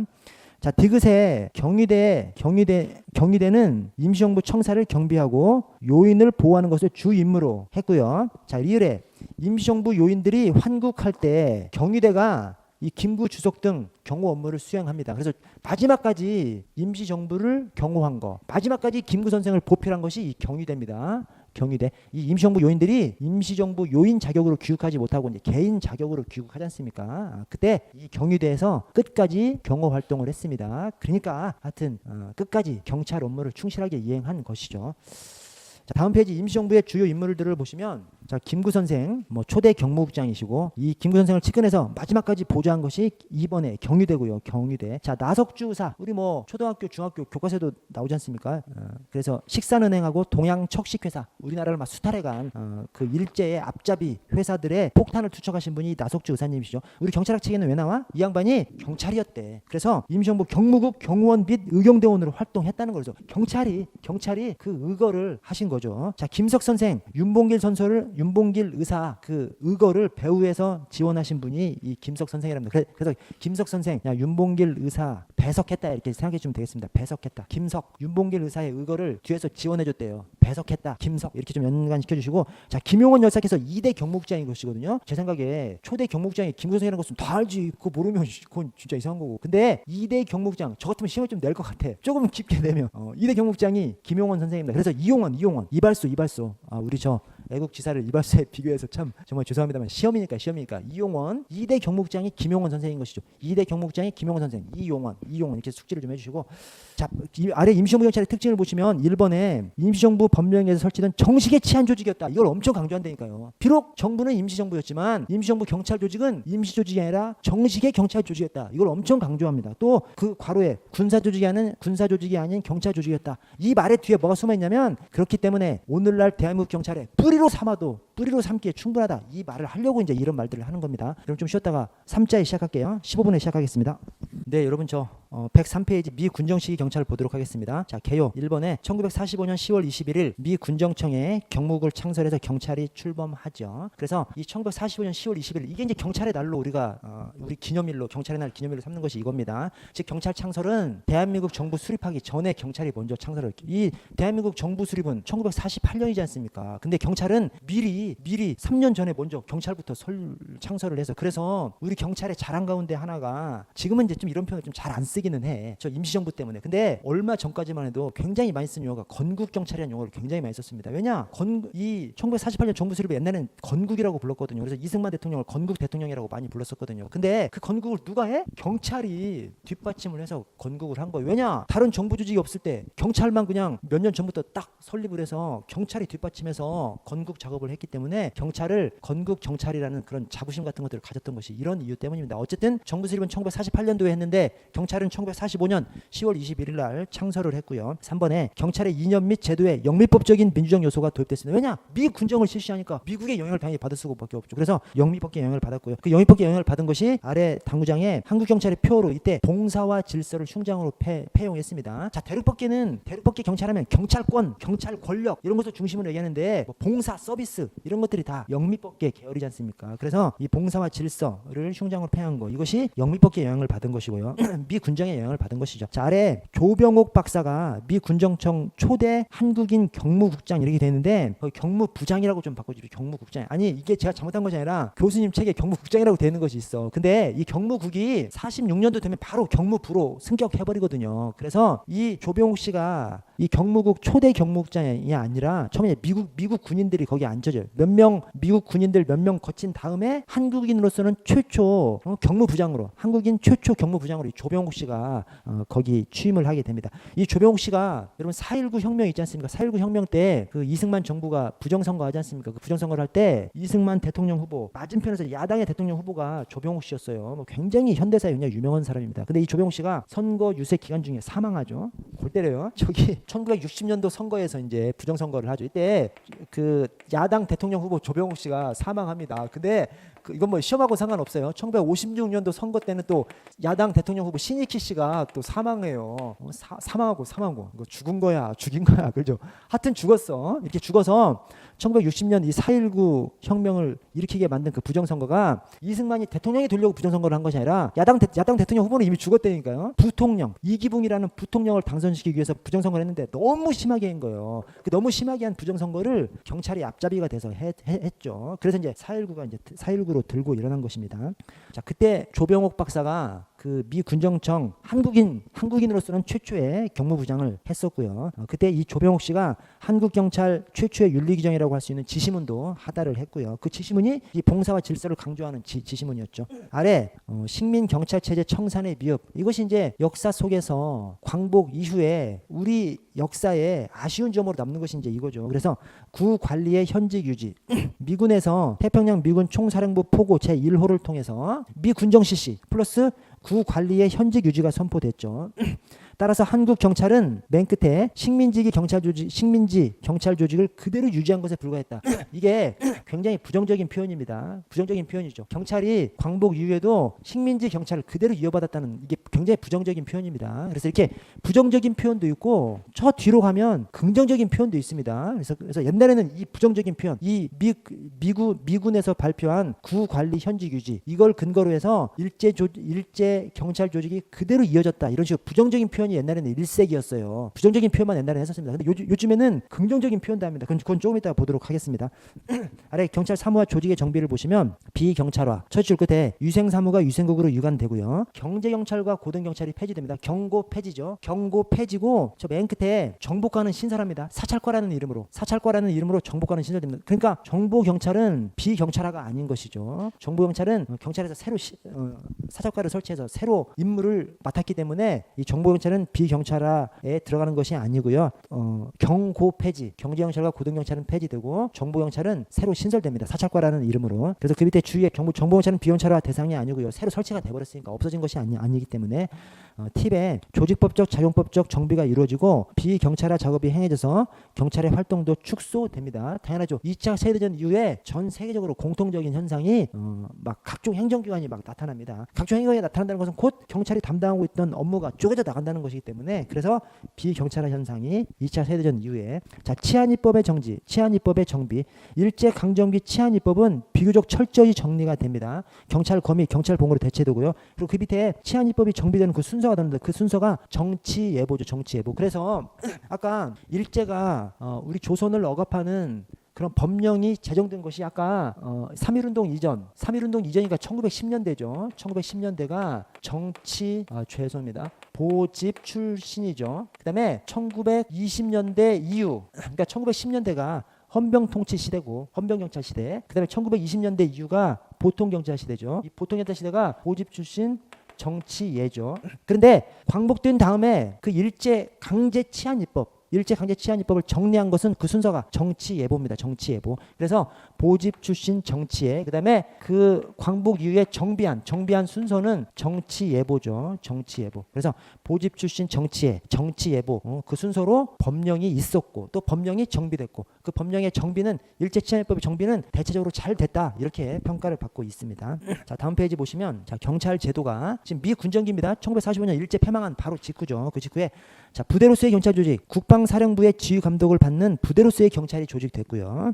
자, 바로 그냥 경무부로 승격합니다. 경무국이 설치되는데 그 다음에 1946년 되면 1946년 1월 달에 바로 그냥 경무부로 승격합니다. 그래서 국방사령부와 같은 직급인 경무부로 승격되고요.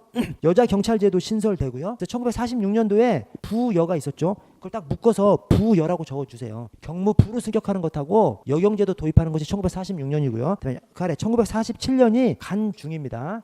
경찰 간부후생 제도가 도입되고요. 그 다음에 중앙경찰위원회 도입되는 것이 1947년입니다. 그래서 부여 간중, 1946년 부여, 1947년 간중, 이렇게 생각을 좀 해주시고, 자, 중앙경찰위원회를 보시면 1947년 6인의 위원으로 구성합니다. 왜 6인으로 구성했을까요? 그때 좌우 대립이 엄청 심해서 막 서로 싸우다가 야, 니네 3명 우리 3명 이렇게 한 겁니다. 자, 니네 3명 우리 3명 해서 6인으로 한 것이고요. 자, 이번에 둘째 줄 끝에 경찰의 민주화를 위한 조치를 한 것이 바로 이 중앙경찰위원회입니다. 그런데 끝에 성공했어요? 실패했어요? 실패합니다. 그래서 성공을 거두지는 못했습니다. 왜 성공을 거두지 못했어? 6명으로 짝수로 구성했기 때문에 그런 것이죠. 아니 뭘 결정을 하면 무조건 3대3 돼버리니까 뭐 일이 되는 것이 없는 것이죠. 그래서 실패한 겁니다. 그렇게 생각해 주시고, 아래 경찰의 독자적 수사권, 수사와 기소가 분리돼 있었죠. 그래서 이번에 1945년 12월 29일 미 군정에서 법무부 검사에 관한 훈령 제3호가 발령돼서 수사는 경찰, 기소는 검사 체제가 도입돼서 경찰의 독자적 수사권이 인정된 것이 이 미 군정 시대입니다. 이 경찰이 언제 작살나? 박정희 시대 때 작살납니다. 삼공화국 때부터 이제 작살나는 거예요. 그 전에는 경찰이 독자적으로 수사를 했습니다. 자, 아래 저 오른쪽에 제주 4.3 사건과 문영순 서장을 보시면, 자, 제주 4.3 사건 1948년도를 전후로 해서 이 제주도에서 이 좌익 계열이 일정한 공격을 좀 하죠. 근데 그 공격을 해온 것에 대해서 우리 군경이 진압을 하는데 너무 심하게 진압을 했어요. 너무 많은 사람이 이제 죽은 사건이 제주 4.3 사건입니다. 그때 우리 경찰 선배님이신 문영순 서장님께서 목숨 걸고 살려주신 것이 바로 이 문영순 서장님 일화입니다. 그래서 자, 제주 4.3 사건, 남조선 노동당이죠. 남조선 노동당입니다. 이 북한을 추종하는 이 남조선 노동당 제주도당에서 1948년 4월 3일에 경찰 지서와 우익 인사들을 습격하고 살해를 합니다. 자, 이때 군경이 진압을 하는데 너무 강하게 진압을 해가지고 이 관련이 없는 사람들까지 그냥 싸그리 그냥 죽여버린 거예요. 그러니까 좌익도 잘못했죠. 좌익이 먼저, 하여튼 그때는 너무 이념 대립이 너무 심각해서 좌익도 잘못했어. 그러나 우익은 잘했어. 우익도 잘못한 거죠. 너무 중요해. 관련 없는 사람까지 너무 죽여버린 거예요. 그래서 그때 걸려든 사람들이 민간인이고 공무원이고 상관없이 그냥 걸려들면 그냥 바로 그냥 죽여버리고 감옥 보내고 엄청 그랬습니다. 그때 문영순 선생님 오른쪽 2번에 1948년 12월에 이 좌익 총책을 하나 검거했는데 주머니에서 쪽지가 하나 나옵니다. 쪽지에 사람들 명단이 적혀 있는 거예요. 싸그리 다 잡아와 버린 거예요, 그냥. 그래서 검거된 좌익 총책 명단에서 발견된 100여 명의 주민들을 다 싸그리 잡아다가 처형하라는 명령을 받습니다. 거기에 대해서 문영순 선생님께서 기지를 발휘하죠. 그때 당시에 자수를 해서 반성하면 이 훈방할 수 있는 그거를 이용해가지고, 야, 자술서 다 쓰라고 한 다음에 다 그냥 풀어줘 버립니다. 목숨 걸고 풀어준 거죠. 자, 3번에 또 1950년 8월에 계엄군이 예비검속, 그때는 예비검속이라는 것이 우리 이제 예비구속이죠. 예비검속이라는 말이 예비구속입니다. 즉 어떤 범죄를 저질러야 구속할 수 있는 거잖아요. 근데 그때 당시에는 세상이 엄청 무시무시한 시절이어가지고 범죄를 저지른 사람만 구속하는 것이 아니라 범죄를 저지를 것 같아 미리 구속할 수 있는 제도가 예비검속 제도입니다. 근데 누구를 예비검속해? 좌익 관련된 사람들을 예비검속한 거죠. 좌익 관련됐다고 생각되는 사람들 예비검속하는데 실제로는 좌익 관련되지 않은 사람들까지 잡아와 버린 겁니다. 그 예비검속된 사람들에 대해서 계엄군이 사살 명령을 내립니다. 거기에 대해서 이 문영순 사장이 이 사람만이 직접 쓴 겁니다. 이게 명령문에다가 부당함으로 불이행 써가지고 보내버리고 그냥 다 풀어져 버립니다. 대단하신 분이죠. 이분이 독립군 출신이거든. 인터넷에서 문영순 한번 쳐보세요. 사진이 나오는데 다른 경찰관보다 머리 하나가 더 있어. 기골이 장대한 거죠. 기골이 장대하고 독립군 출신이고, 그러니까 기계가 있는 거죠. 그래서 무시무시한 시절에 계엄군에서 사살 명령을 내렸음에도 불구하고 부당함으로 불이행하고 풀어주신 분입니다. 자랑스러운 우리 경찰 선배님이시죠. 자, 아래 미군정화 경찰의 특징을 보시면 1번 조직법적 자율법적 정비가 이루어지고 비경찰화 작업이 행해져서 경찰의 활동력이 축소됐습니다. 그래서 2차 세대전 이후에 우리는 이제 광복된 다음에 여러 행정기관이 많이 생기면서 경찰의 임무가 축소되는 것이죠. 자, 2번 이게 아까 말씀드린 부정적 시각입니다. 2번 경찰 제도와 인력은 개혁이 이루어지지 아니했고 경찰은 민주적으로 개혁할 기회를 갖지 못하였고 이로 인해 독립 이후에도 국민의 경찰에 대한 부정적 태도가 지속됐다. 왜냐? 우리 경찰의 원죄가 일제시대 경찰이거든요. 국민들 고문하고 했던 그 일제시대 경찰을 완전히 깨끗이 정비했어야 되는데 미 군정에서 구 관리 현직 유지를 표방하면서 일제시대 경찰이 그대로 이어왔다는 것이죠. 이렇게 부정적으로 표현하기도 합니다. 그런데 오늘날에는 이렇게 부정적으로 표현한 것도 맞다고 보는데 이렇게 부정적으로만 표현하지는 않습니다. 여러분 4번 5번이 긍정적인 표현입니다. 그래서 오늘날에는 이 긍정적인 표현도 맞다고 보고 경찰학자들은 주로 이제 긍정적인 표현으로 점차적으로 바뀌어 가고 있습니다. 그래서 4번을 보시면 첫째 줄 끝에 광복 이후의 좌우 대립과 혼란의 극한 상황을 극복하는 건국 경찰로서 공헌했다. 이거 엄청난 긍정적인 표현이죠. 긍정적인 표현이고요. 5번도 마찬가지. 5번도 자, 광복 이후 신규 경찰을 대거 채용하는 과정에서 전체 20%가량은 일제 경찰 출신들이 재임용되기도 했지만 상당히 많은 독립운동가 출신들이 경찰에 채용되었는데 이는 당시의 한국 경찰이 일제 강점기 경찰과는 분명히 단절된 새로운 경찰이었다는 점을 보여주는 것이다. 엄청나게 긍정적인 표현이죠. 그래서 역사적인 사실이 뭐야? 역사적인 사실이 1945년 8월 15일 날 광복을 하지 않습니까? 일제가 완전히 이제 패망하지 않습니까? 이때부터 우리가 똑같은 1945년 이 10월 21일 날 경찰 창설을 하잖아요. 이 사이가 어떻게 됐냐면 이 8월 15일 이후에 일제 경찰이 그대로 있었던 것이죠. 그래서 이 사이에 일본인 경찰, 일본인 플러스 한국인 경찰, 일제 때 경찰했던 애들이 그대로 여기 있었던 거예요. 있었는데 1940년 10월 20일 날 창경할 때는 이 일본인 다 없어진 것이죠. 한국인으로만 여기를 구성했고 다만 이 구성할 때 한 20% 정도가 일제시대 한국인 경찰 출신들이 20% 정도 남은 것이죠. 그러나 일본인 경찰은 싸그리 다 몰아냈고 그 다음에 나머지 80%를 일제시대 한국인 경찰이 아닌 사람들로 채우면서 독립군 출신들도 엄청 들어온 것이죠. 우리가 아는 독립군만 좀 전에 문영순 사장님, 차이력, 안맥결 이거 말고도 더 있어요. 더 있는데 우리가 이 책에만 나온 것만도 3분이 나오시지 않습니까? 여러분 독립군의 숫자가 몇 명이나 됐었죠? 몇 명 안 됐습니다. 일제가 너무 오랜 기간 우리나라를 장악해버린 우리나라를 이 점령함으로써 독립군들이 다 죽어 포기해. 그러니까 나이 들어 죽어, 병 들어 죽어, 또 포기해. 그래서 1945년 즈음에서 남아있던 독립군 숫자는 불과 얼마 안 됩니다. 그래서 우리 막 그런 거 있지 않습니까? 저기 교과서에 이 일제 패망하기 직전에 우리가 연합군하고 함께 막 연합작전도 했다고 막 그런 말 나오지 않습니까? 연합작전 했는데 한국인이 몇 명 들어왔어? 어떤 논문에는 뭐 3명, 어떤 논문에는 7명 뭐 그런 식으로 나옵니다. 그래서 독립군 출신 자체가 일제가 너무 오랫동안 점령해서 얼마 안 되는데 그중에서 꽤 많은 인원이 경찰에 투신했어요. 그래서 우리 경찰을 일제시대 끝난 다음에 완전히 욕만 하는 것은 잘못된 거죠. 그 잘못된 것을 이렇게 얘기하는 겁니다. 그래서 이 표현은 굉장히 긍정적인 표현입니다. 밑에 당구장 표시를 보시면 1945년 10월 21일에 미 군정 아래 경무국 창설로 일본인 경찰들을 모두 추방하고 비로소 한국인들로만 구성된 경찰체에 출범했다. 이게 역사적인 진실이에요. 이런 진술은 굉장히 긍정적으로 좀 표현하는 거죠. 그래서 오늘날 경찰학자들이 아니 그러면 다른 정부 조직은 뭐 독립군들 들어갔어? 독립군들 출신 중에서는 우리 그래도 정부 조직 중에서는 경찰로 엄청 많은 분들이 들어온 겁니다. 그 독립군 출신 분들이 경찰을 선택했다고 하는 것은 그때 경찰이 엄청 나쁜 이런 것으로 바라보지 않아도 되는 만한 그 조직이었다는 것이죠. 그래서 오늘날 경찰학자들이 광복 직후에 어떤 경찰 조직 형성 이것을 긍정적으로 바라보는 시각도 굉장히 많이 있습니다. 그래서 아까 그 부정적인 시각하고 이 긍정적인 시각하고 공존하고 있습니다. 둘 다 맞는 지문으로 그렇게 보고요.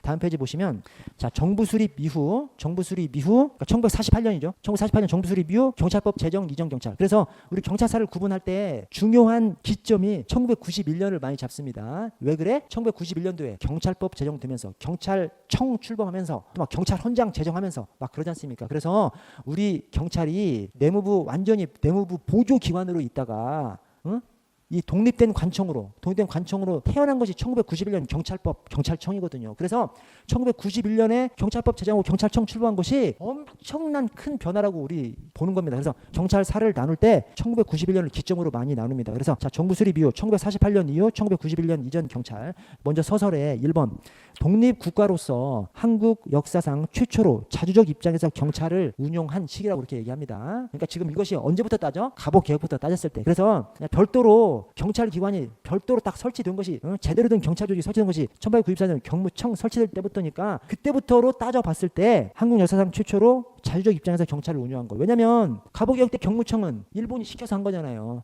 자주적 입장이 아닌 것이고 또 임시정부 경찰은 자주적은 맞는데 독립국가가 아니었잖아. 미 군정청도 지금 광복만 됐을 뿐이지 독립국가가 아닌 시절의 경찰이기 때문에 미 군정청 역시 이 독립된 국가가 아니었죠. 그런데 정부 수립하면서 최초로 자주적 입장에 독립국가로서 자주적 입장에서 경찰을 운영하게 됐고요. 자 이번에 1960년 3.15 부정선거 등 많은 부작용으로 인해서 더욱더 경찰의 정치적 중립이 요구되는 시기였고요.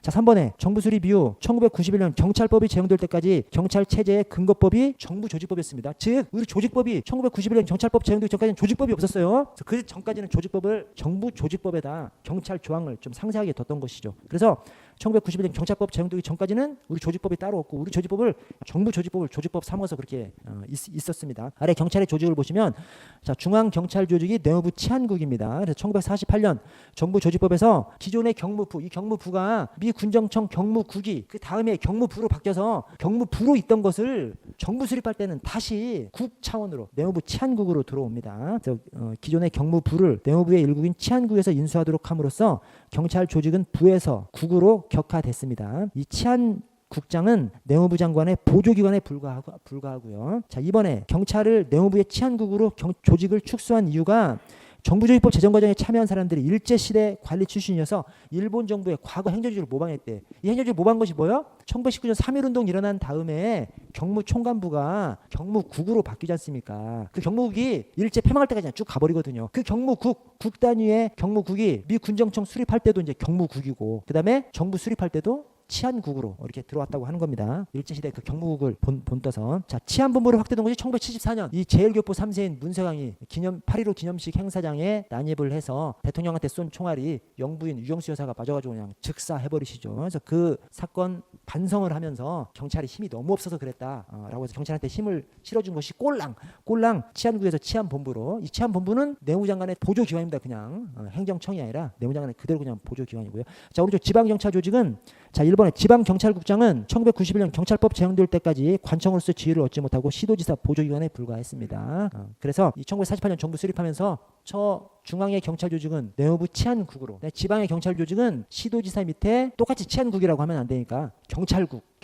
그다음에 경찰서만 경찰서장 이렇게 해놨습니다. 자, 이번에 경찰서장은 경찰법이 제정되기 이전에도 경찰 내 유일한 행정관청으로서 지위를 가지고 있습니다. 행정관청이 뭐예요? 행정관청이 저 뒤에 행정법 파트 가면 이제 나오는데 행정 주체의 의사, 행정 주체는 이제 국가 자체를 말합니다. 지금 이제 자치제가 시행되면 저 자치단체도 각각의 행정 주체성을 가지고 있고요. 그래서 국가에 있어서 행정 주체는 대한민국 딱 하나가 이제 행정 주체죠. 자, 관청은 행정 주체의 의사를 대외적으로 표명할 권한을 가진 기관이 이 관청입니다. 행정청, 행정관청. 자, 대외적으로 의사를 표명하는 것이 뭐예요? 그냥 처분권이라고 생각하시면 됩니다. 그래서 그 처분을 자기 명의로 할 수 있는 기관이 관청입니다. 그래서 1991년 경찰법 제정되기 전까지는 경찰서장은 처분을 자기 이름으로 했는데 이 시도 경찰국장이나 내무부 치안국장 또는 치안본부장은 자기 이름으로 처분을 못한 것이죠. 누구 이름으로 해? 내무부 장관 이름으로 하든 시도지사 이름으로 했겠죠. 그래서 처분권이라고 생각하시면 됩니다. 그 처분권이 1991년 이전에는 경찰서장한테만 있었던 것이죠. 경찰서장한테만. 자, 아래 보도연맹 사건을 보시면, 자, 보도연맹 사건 1949년 중간에 사상 전향자들로, 한마디로 좌익 전력이 있었던 사람들을 국민보도연맹이라는 관변단체를 조직해서, 이게 말이 관변단체지 명단을 짠 거죠. 명단을 좌익 성향이 있는 사람들의 명단을 짜가지고 그걸 갖다가 국민보도연맹이라고 한 거예요. 근데 6.25 전쟁이 터지니까 그 좌익 성향이 있는 사람들을 예비 검속, 어떤 잘못을 하지 않았는데도 미리 구속하는 거, 예비 검속을 한 다음에 위에서 그냥 죽여버려 명령을 해버린 것이죠. 거기에 대해서 아래 안종삼 소장님 구례, 이제 구례 현자서 해가지고 제가 그냥 여러분 구례가 지리산 자락이잖아요. 그래서 구례 3, 안종 3 이렇게 좀 숙지를 하시라고 제가 말씀드리는 것이고, 자, 구례 현자서 안종 3 서장께서 그 예비 검속된 보도 연명원들 총살 명령이 내려오자 그 예비 검속자 앞에서 일장 연설을 하고 다 그냥 풀어져 버립니다. 그 연설하면서 내가 죽더라도 방면하겠으니 국가를 위해 충성해달라고 연설하고 방면해져 버립니다. 그래서 이분을 한국의 그 독일이 유태인들을 엄청 죽였지 않습니까? 그때 유태인들을 엄청 살려준 쉰들러라는 분이 있잖아요. 영화로도 나왔었지 않습니까? 그래서 이 안종삼 서장을 한국의 쉰들러다 이렇게 칭해지기도 하는 분이 이런 분입니다. 즉 우리 경찰은 역사의 고비에서 이 국민들을 고문해서 죽이고 혈탄 쏴서 죽이기도 하는 역사도 있어. 그러나 국민들 편에 서서 목숨 걸고 국민들을 도와준 역사도 우리 가지고 있는 것이 우리 경찰의 역사입니다. 아래 6.25 전쟁과, 여러분 아까 그 문영순 서장님의 부당함으로 불이행, 그 다음에 이 안종삼 서장님의 내가 죽더라도 방면하겠으니 국가를 위해 충성해달라, 이 표현은 누구의 발언인지 기억하셔야 됩니다. 엄청나게 자랑스러운 역사입니다. 이것은 경찰의 자랑스러운 역사만 아니라 대한민국의 자랑스러운 역사입니다. 자, 아래 6.25 전쟁과 경찰을 보시면, 자, 이번에 끝에 6.25 전쟁 최초 전사자가 경찰이었어요. 자, 6.25 군을 중심으로 북한과 싸웠지 않습니까? 그런데 경찰도 똑같이 싸웠어요. 그래서 공식적인 6.25 최초 전사자가 경찰이에요. 그래서 여기 6.25 전쟁 최초 전사자가 강릉경찰서 전대욱 경사입니다. 그 당시에 이제 순경이셨는데 그 당시에 경장 계급이 없어서 순직하신 다음에 1계급 특진해서 경사가 되신 거죠. 그래서 전대욱 순경님이 돌아가신 겁니다. 여기가 어디요? 우리 관광진 정동진 초소 지키시다가 얘네가 6.25 때 한 새벽에 하여튼 침투했죠. 새벽에 공격 개시했죠. 공격 개시하기 한 2-3시간 전에 막 강릉으로도 침투하고 어디로 침투하고 막 했었습니다. 강릉 정동진으로 침투하는 것을 초소에서 보고 있다가 이제 싸우다가 현장에서 전사하신 분이 이 강릉에서 전대국 우리 선배님이시고요. 자, 4번에 6.25 전쟁 기간 중 전 경찰관의 3분의 1이 전사 실종됐어요. 그래서 6.25, 그래서 우리 경찰이 나라 지키는, 원래 경찰은 나라를 지키는 거잖아요. 사회를 지키는 조직이지 않습니까? 그러나 우리 경찰을 갖다가 호국 경찰이라는 말을 엄청 많이 씁니다. 우리 경찰 공무원 복무기 전 대통령령에 경찰 정신으로 호국 봉사 정의 규정하고 있지 않습니까? 왜 호국을 규정해? 나라를 지키는 일도 우리 경찰이 항상 같이 했기 때문에 호국 경찰을 우리 경찰의 자랑으로 삼는 겁니다. 6.25 때 경찰도 3분의 1 죽었어요. 최초 전사자가 경찰관이고요. 다음 페이지를 보시면 6.25 전쟁 중 경찰에 전화하면서 장황하게 나와 있는데, 이제 춘천지구 전투만 설명을 좀 드리겠습니다. 왜냐하면 이 춘천지구 전투가 춘천 전투가 육사단이 우리 국군이 최초로 승리한 전투가 춘천 전투입니다. 육사단이 최초로 춘천 전투에서 승리해요. 여러분 이겨본 사람이 또 이기죠. 그래서 육사단이 춘천 전투에서 최초로 승리한 다음에 6.25 내내 연전 연승을 하는 것이 육사단입니다. 근데 그 육사단이 승리한 배경에 우리 경찰관의 희생이 있었다는 겁니다. 그래서 자, 양구경찰서 내평지상 춘천 전투인데 양구가 왜 나와? 춘천 오른쪽 바로 위에 양구가 있거든요. 그래서 춘천으로 바로 들어가는 길목에 이 내평 지서가 있나 봐요. 근데 그 내평 지서를 거쳐야만 춘천으로 들어갈 수 있는 것이죠. 근데 내평 지서에 이 내평 지서장 노종의 경감 등 이분도 이제 경위였죠. 경위였는데 돌아가신 다음에 특진해가지고 경감이 되신 거죠. 그래서 이 열 몇 명이 그냥 도망가 버렸으면 됐는데 같이 싸운 거예요. 누구랑 싸워? 이계 사단이라고 한 2만 명하고 함께 싸운 거예요. 싸워가지고 2만 명인지 1만 명인지 싸워가지고 결국은 죽었죠. 다 죽었는데 대신 1시간 이상을 시간을 지체를 시킨 거예요. 그 도중에 춘천에서 육사단은 막 준비를 하는 것이 준비를 할 수 있는 시간을 1시간 이상 벌어준 것이죠. 그래서 6.25 최초 승전보를 달린 춘천 전투를 승리로 이끌게끔 만든 것이 우리 노종의 경감등 경찰관들의 희생이 거기에 있었습니다. 여러분 나머지는 좀 읽어보세요. 나머지는 읽어보시고 4.19 혁명으로 넘어가겠습니다. 4.19 혁명과 경찰. 자, 1번에 부정선거를 규탄하는 대규모 시위가 벌어집니다. 그래서 이승만 대통령은 야당 후보인 조병옥 씨가 사망해버리니까 대통령 되는 데는 문제가 없었는데 부통령 이기붕을 어떻게든 당선시키려고 부정선거를 했는데 너무 심하게 해가지고 그래도 그 앞자리를 경찰이 서게 되죠. 그래서 부정선거를 규탄하는 시위가 열리는데 그 아래 김주열 열사가 이 양반이 전북 사람이에요. 이 전북 남원 사람인데 마산상고 입학시험 보러 갔다가 시위대에 꼈다가 최루탄 맞고 죽어버리죠. 그 죽은 시신이 4월 11일 날 바다에서 떠오르는데 최루탄이 눈에 박. 2번을 보시면 그것 때문에 막 전국적으로 확산되면서 4월 19일 막 전국적으로 막 들고 일어나고 경찰은 시위대에 발포를 하고요.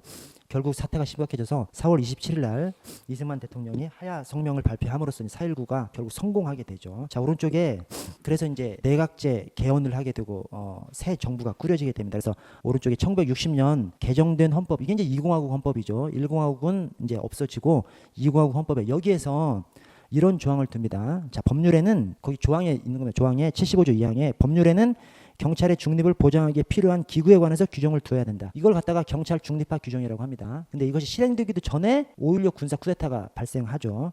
그래서 그 아래 3공화국 이제 박정희 시대로 넘어가게 됩니다. 4.19가 1960년이에요. 1960년 4.19 4월 19일 날 이 4.19가 있죠. 근데 불과 1년 만인 1961년 5.16에 군사 쿠데타가 발생하게 되죠. 여러분 3공화국 이때부터 경찰은 뒤졌다. 왜냐? 이 박정희 대통령이 가정사가 있어요. 박정희 대통령의 셋째 형 박상희 씨라고 있습니다. 박상희 씨라고 박정희 대통령의 셋째 형님이 일제시대 때 박정희 대통령보다 12살이 많아요. 그래서 박정희 대통령이 아버지처럼 모셨던 그 박정희 대통령의 셋째 형님이 일제시대 때 좌익계통의 독립운동을 하고 신문기자도 했었고 그다음에 주민들이 굉장히 존경받는 좌익계열의 독립운동가 했었고 근데 광복 이후에 좌익운동을 하다가 경찰이 쏜 총에 맞아서 죽어요.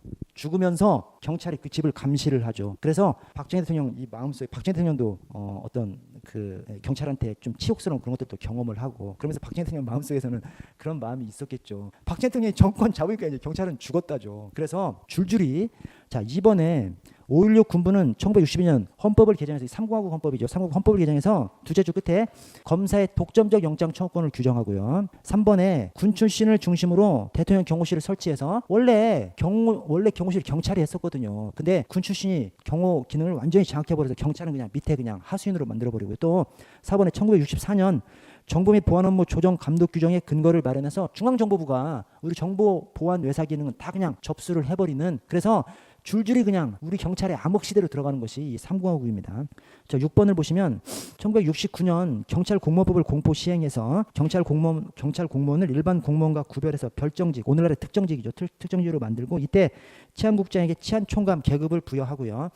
경정하고 경장 계급이 신설되죠. 지읒으로 시작되는 경정 계급이 신설되고 경감 이상의 계급 정년제가 도입됩니다. 이 경감 이상 계급 정년제는 1983년도에 경위 이상으로 확대가 되고 그래서 83년도에 경위 이상의 계급 정년으로 확대가 되고요. 98년도에 경정 이상으로 바뀝니다. 그래서 오늘날은 이것이 쭉 이어져. 그래서 지금 이제 경정 이상만 계급 정년이 있죠. 근데 최초에 1969년 도입될 때는 경감 이상의 계급 정년제가 도입됐고요. 자, 다음 페이지 넘어가시면 사공화국과 경찰. 이 사공화국은 똑같이 박정희 대통령 시대입니다. 근데 왜 박정희 대통령 시대인데 하나는 삼공화국이라고 하나는 사공화국이라고 그래? 1972년도에 유신이 있었거든요. 유신 헌법을 제정합니다. 그래서 완전한 독재 국가 헌법을 제정하는 것이 유신 헌법입니다. 그래서 우리 저 공화국을 얘기할 때 중대한 헌정 질서의 변화, 헌정 질서라는 것이 헌법을 기반으로 한 정치 질서거든요. 그래서 헌법에 큰 변화가 있을 때를 주로 공화국을 구분하는 기준으로 삼기 때문에 3공화국 헌법은 그래도 좀 나. 근데 1972년 유신 헌법은 완전한 독재 헌법이기 때문에 그래서 이 헌법학자들이나 학자들이 3공화국하고 4공화국으로 이렇게 나눕니다. 같은 박정희 시대인데. 그래서 1972년 이후는 4공화국인 것이죠. 그래서 이 4공화국 안에서 자 1972년 유신 헌법 통과된 다음이니까 4공화국인 것이죠. 1974년 유경수 여사 저격 사건이 발생합니다. 이 제2교포 3세 문사강이 8.15 기념 행사장에 난입을 해서 대통령을 향해서 쏜 총알이 유경수 여사 머리에 그냥 맞아버리면서 즉사해버리시죠. 그래서 그 향후 대책으로 왜 제2교포 3사가 어떻게 거기를 들어간 거야. 초대받지도 않은 사람이. 경찰이 너무 허술해서 그냥 유력 권력자인 것처럼 하면서 막 으스대고 들어가면 그냥 다 통과해버린 거예요. 그래서 경찰한테 힘을 실어줘야 되겠다라고 해서 실어준 것이 꼴랑 치안국에서 치안본부로 승격하게 됩니다. 자, 1975년 치안본부 소방과를 독립적으로 분리해서 우리 경찰에서 소방에 떨어져 나간 해가 1975년이고요. 자, 아래 6번 제5공화국과 경찰을 보시면 1987년 박종설 고문치사 사건이 6월 민주항쟁의 도화선이 되죠. 1987년이 6월 민주항쟁입니다. 전두환 대통령이 87년까지 전두환 대통령이 대통령을 했고 88 올림픽은 전두환 때 88 올림픽을 86, 88을 확정 지었지만 전두환이 86 아시안 게임은 전두환이 치렀는데 88 올림픽은 전두환 대통령이 치르지 않고 그 다음에 노태우 대통령이 치르죠. 그래서 87년 말에 선거를 해서 노태우 대통령이 당선돼서 88년 1월달인지 2월달인지 그때부터 임기 개시합니다. 그래서 88 올림픽 바로 직전 해에 6월 민주항쟁이 일어나가지고 6월 민주항쟁으로 직선제 개헌을 받아들여서 오늘날의 헌법. 그래서 직선제 투표를 통해서 노태우 대통령이 당선되죠. 그래서 87년 6월 민주항쟁 그다음에 연말에 노태우 대통령 당선되고요. 자, 거기 이번에 6월 민주항쟁 이후 경찰 내부에서도 정치적 중립을 지키지 못한 과오를 반성하고 경찰의 정치적 중립을 요구하는 자성의 목소리가 나왔습니다. 이것이 오른쪽 경찰 연보에서 13번 경찰대 졸업생들을 주축으로 해서 경찰 민주화 선언한 거 이것을 말합니다. 이것이 1988년 1월 달에 경찰대 졸업생들 주축을 해서 이 민주화 선언을 하게 됩니다. 그때 당시에 지금 민주당 국회의원 황운하 씨나 이런 분들이 주축을 해서 했어요. 근데 이 사람들 봐줬죠. 군사정권 시절이지만 봐줬습니다. 왜냐? 노태우 대통령이 대통령 당선되고 난 다음이거든요. 이 노태우 대통령이 별명이 물태우거든. 물태우. 좀 유해. 부드럽습니다. 좀. 그래서 만약에 전두환 시절이었으면 다 해줬지. 근데 노태우 대통령이 좀 유하기 때문에 봐주자라고 해서 그냥 봐줬고 경찰대 출신들은 여기에 대해서 굉장히 자부심을 많이 가지고 있죠. 그래서 이 13번 이것도 숙지를 하셔야 됩니다. 자, 그 경찰의 정비, 경찰 연보들을 좀 보시면 1949년에 경찰병원 설치했죠. 이 연보 아셔야 됩니다. 경찰사에서 문제가 출제되면 중요한 것 중에 하나가 이 연보입니다. 연보. 그냥 문제되기 좋잖아. 그래서 뭐 한 2, 3년에 한 번씩은 출제, 어느 시험에서건 2, 3년에 한 번씩 계속 출제되는 것이 연보입니다. 1949년에 경찰병원 설치했어요. 사고 나면 병원 가죠. 49년. 오케이? 사고 나면 병원 갑니다. 자, 53년도에 경직법을 제정합니다. 53 경직이에요. 53이 뭐죠? 오징어 삼겹살입니다. 오징어 삼겹살을 불판에 올리면 탁 경직되죠. 그래서 53 경직 이렇게 연상을 좀 시켜주시고 53년도에 하나 더 있어. 해양경찰대 설치한 것이 53년입니다. 뭔 말이냐면 이 해경이 떨어져 나가기 전까지 육경이 해경까지 함께 했죠. 그런데 조직법 차원에서 딱 그냥 나타난 것이 1953년도에 해양경찰대 설치한 것이 육경이 해경도 함께 해경 업무도 함께 했구나. 이것을 나타내는 것이 1953년에 우리 육경 안에 경찰 안에 해양경찰대를 설치한 겁니다. 해경 53이에요. 해경 53. 나중에 교육받을 때 해경 동기들이랑 같이 교육받았거든요. 얘네들이 하는 말이 해경 좋다는 거예요. 해경 오라는 겁니다. 해경 53 그렇게 생각해 주세요. 해경들은 진짜 그렇게 얘기합니다. 해경 좋다는 거예요. 우리 육경은 저 주치자들이랑 싸워야 되는데 해경은 주치자랑 싸우지 않잖아요. 그래서 해경 53 이런 얘기 많이 합니다. 그래서 해경 53 이렇게 숙지를 좀 해주시고 자 55년도에 국가수 설립합니다. 저는 이제 일선 나와서는 국가수 가본 적이 없고 교육받을 때만 국가수 가봤는데 국가수에서 뭐 하죠?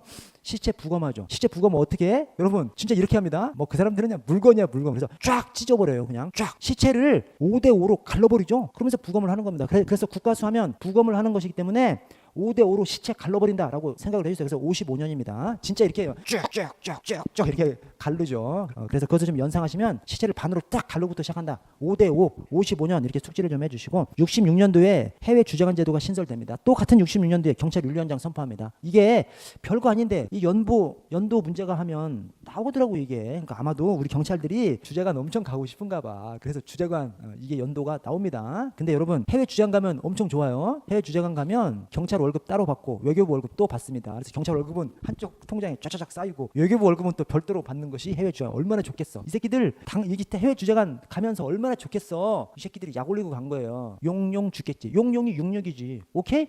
말이 안 돼요? 말 됩니다 여러분. 용용 죽겠지 하고 간 거예요. 66년입니다. 그 모습을 본 남아있는 사람들이 얼마나 열받았겠어요. 이런 인성도 안 된 개나리 같은 새끼들. 그래서 만든 것이 경찰 윤리원장을 만들었다. 이렇게 생각하시면 되겠습니다. 그래서 용용 죽겠지. 66년 해외 주재관 제도. 그래서 만든 것이 이 싸가지 없는 놈 때문에 만든 것이 경찰 윤리원장 같은 66년이고요. 68년도에 1.21 사태 무장공비 침투 사건이 있었고요. 69년도에 경찰 공무원법을 제정하죠. 경찰 공무원법 사람법이지 않습니까? 여러분 6, 9 숫자가 뒤집혀 있잖아요. 사람은 음양으로 구성되어 있잖아요. 그래서 음양법, 사람법이 음양법이다라고 생각하셔서 경찰 공무원법 1969년이라고 생각해 주시고 그 밑에 74년 제2교포 3세 문세광이가 8.15 기념식 행사장에 난입해가지고 대통령한테 쏜 총알이 이 영부인한테 맞아가지고 즉사한 사건이지 않습니까? 그래서 여러분 거기 제가 영부인 치사 사건, 영부인 치사 74년이죠. 거기다 하나 좀 더 써주시죠. 치안본부 위에다가 치사본부라고 하나 좀 더 써주십시오. 이때 이제 치안본부로 승격하게 됩니다. 근데 치안본부로 승격한 것이 치사 74년인 것이죠. 그래서 치안본부, 치사본부 이렇게 숙지를 해주십시오. 그래서 영부인 치사 사건도 숙지해 주시고 추가로 치사본부 이것도 좀 생각해 주셔요. 74년 치안본부로 승격한 것이 74년 생각해 주시고 자 75년도에 소방 업무가 민방위 본부로 이관됐습니다. 즉 우리 경찰에서 소방이 떨어져 나간 해가 1975년입니다. 여러분 일본어로 큰아들이 이치로 그래서 이치로 우리 경찰의 큰아들이 소방이거든. 큰아들 집 나간 해가 이치로 75년도입니다. 야 이 75년을 외우려고 일본어까지 외워야 돼? 아니 근데 이 레퍼토리라는 것이 희한해요. 뭔가를 정해 놓으면 그것은 잘 기억나. 근데 숫자를 그냥 외우려면 안 외워진 때니까. 그래서 이치로 집 나간 해가 75년도다. 75 그렇게 좀 생각을 해주시고 자 경찰대학 설치법이 79년도에 제정됐죠. 개교는 81학번입니다. 그래서 경대 학번 구별하기는 쉬워요. 81학번이 1기야. 그래서 경대 학번은 1, 2, 3, 4, 5, 6 그냥 연도별로 쫙 1, 2, 3, 4, 5, 6 1기 쭉쭉 있습니다. 근데 경찰대학 설치법은 그 2년 전인 79년도에 설치됩니다. 제정됩니다. 여기서 알 수 있는 것이 뭐예요? 신군부 전두환 일당이 79년도 박정희 대통령 사망한 것이 11.6이지 않습니까? 11.6. 중앙정보부장 김재규가 박정희 쏴버렸잖아요. 그 다음에 전두환이 12.12 쿠데타를 일으키죠. 그때 전두환 일당들이 늘 하는 얘기는 우리가 의도적으로 한 것이 아니라 우연히 정승화 육군 참모총장이 박정희가 시해된 것에 대해서 책임이 있어서 검거하려고 하는데 일단의 사람들이 무기를 정하게 해서 우연히 발생한 것이 12.12라고 얘기합니다. 근데 12.12가 의도적으로 고의적으로 미리부터 준비했다는 것을 뭘 통해서 알 수 있어? 우리 경찰서에서는 경찰대학 설치법을 통해서 알 수 있죠. 경찰대학 설치법이 79년 12월에 제정됐다니까. 이 새끼들 11.6 박정희 죽은 다음에 그때부터 계획해서 12월 달에 막 전 사회에 걸쳐서 다 계획한 것을 이해한 것이죠. 12.12가 우연히 일어났다면 12.12 직후에 바로 경찰대 설치법 제정 못한 것이죠. 11.6 직후부터 막 계획을 세워가지고 얘네들이 자기네 따르는 거 군에서는 육사 이 경찰에서는 또 육사 비슷한 조직을 만들어서 자기들 친위 부대를 만들려고 한 것이 경찰대학이죠. 그래서 경찰대 설치법이 그 79년도에 제정됐다는 거 그 자체가 얘네가 11.6 이후에 고의적으로 쿠데타를 계획했다는 것을 알 수 있는 것이고요. 자, 1988년도에 13번에 경찰대 졸업생을 주축을 해서 경찰 민주화 선언을 하게 됩니다. 그 민주화 선언 이름이 경찰 중립화에 대한 우리의 견해 성명입니다. 그래서 이 내용이 경찰이 중립적으로 운영돼야 된다는 이제 그런 내용입니다. 자, 아래 8번에 정부수립 이후 1991년 이전의 경찰 특징을 보시면 자, 해양경찰 업무, 전투경찰 업무가 정식으로 경찰 업무에 추가됐어요. 왜? 해양경찰 업무가 원래 경찰에서 했는데 딱 그냥 조직법적 차원에서 딱 드러나는 것이 1953년도에 해양경찰대 설치된 거. 그다음에 전투경찰 업무 1970년도에 전투경찰대 설치법 제정됐고요. 그래서 이것이 정부 수립 이후 1991년 이전에 있었던 일이고 자 소방 업무가 또 경찰 업무에서 배제됐고요. 여러분 좀만 쉬었다가 저 사자의 마지막 시간 하도록 하겠습니다. 네 여러분 저 112페이지 경찰법 제정 이후 경찰부터 보도록 하겠습니다.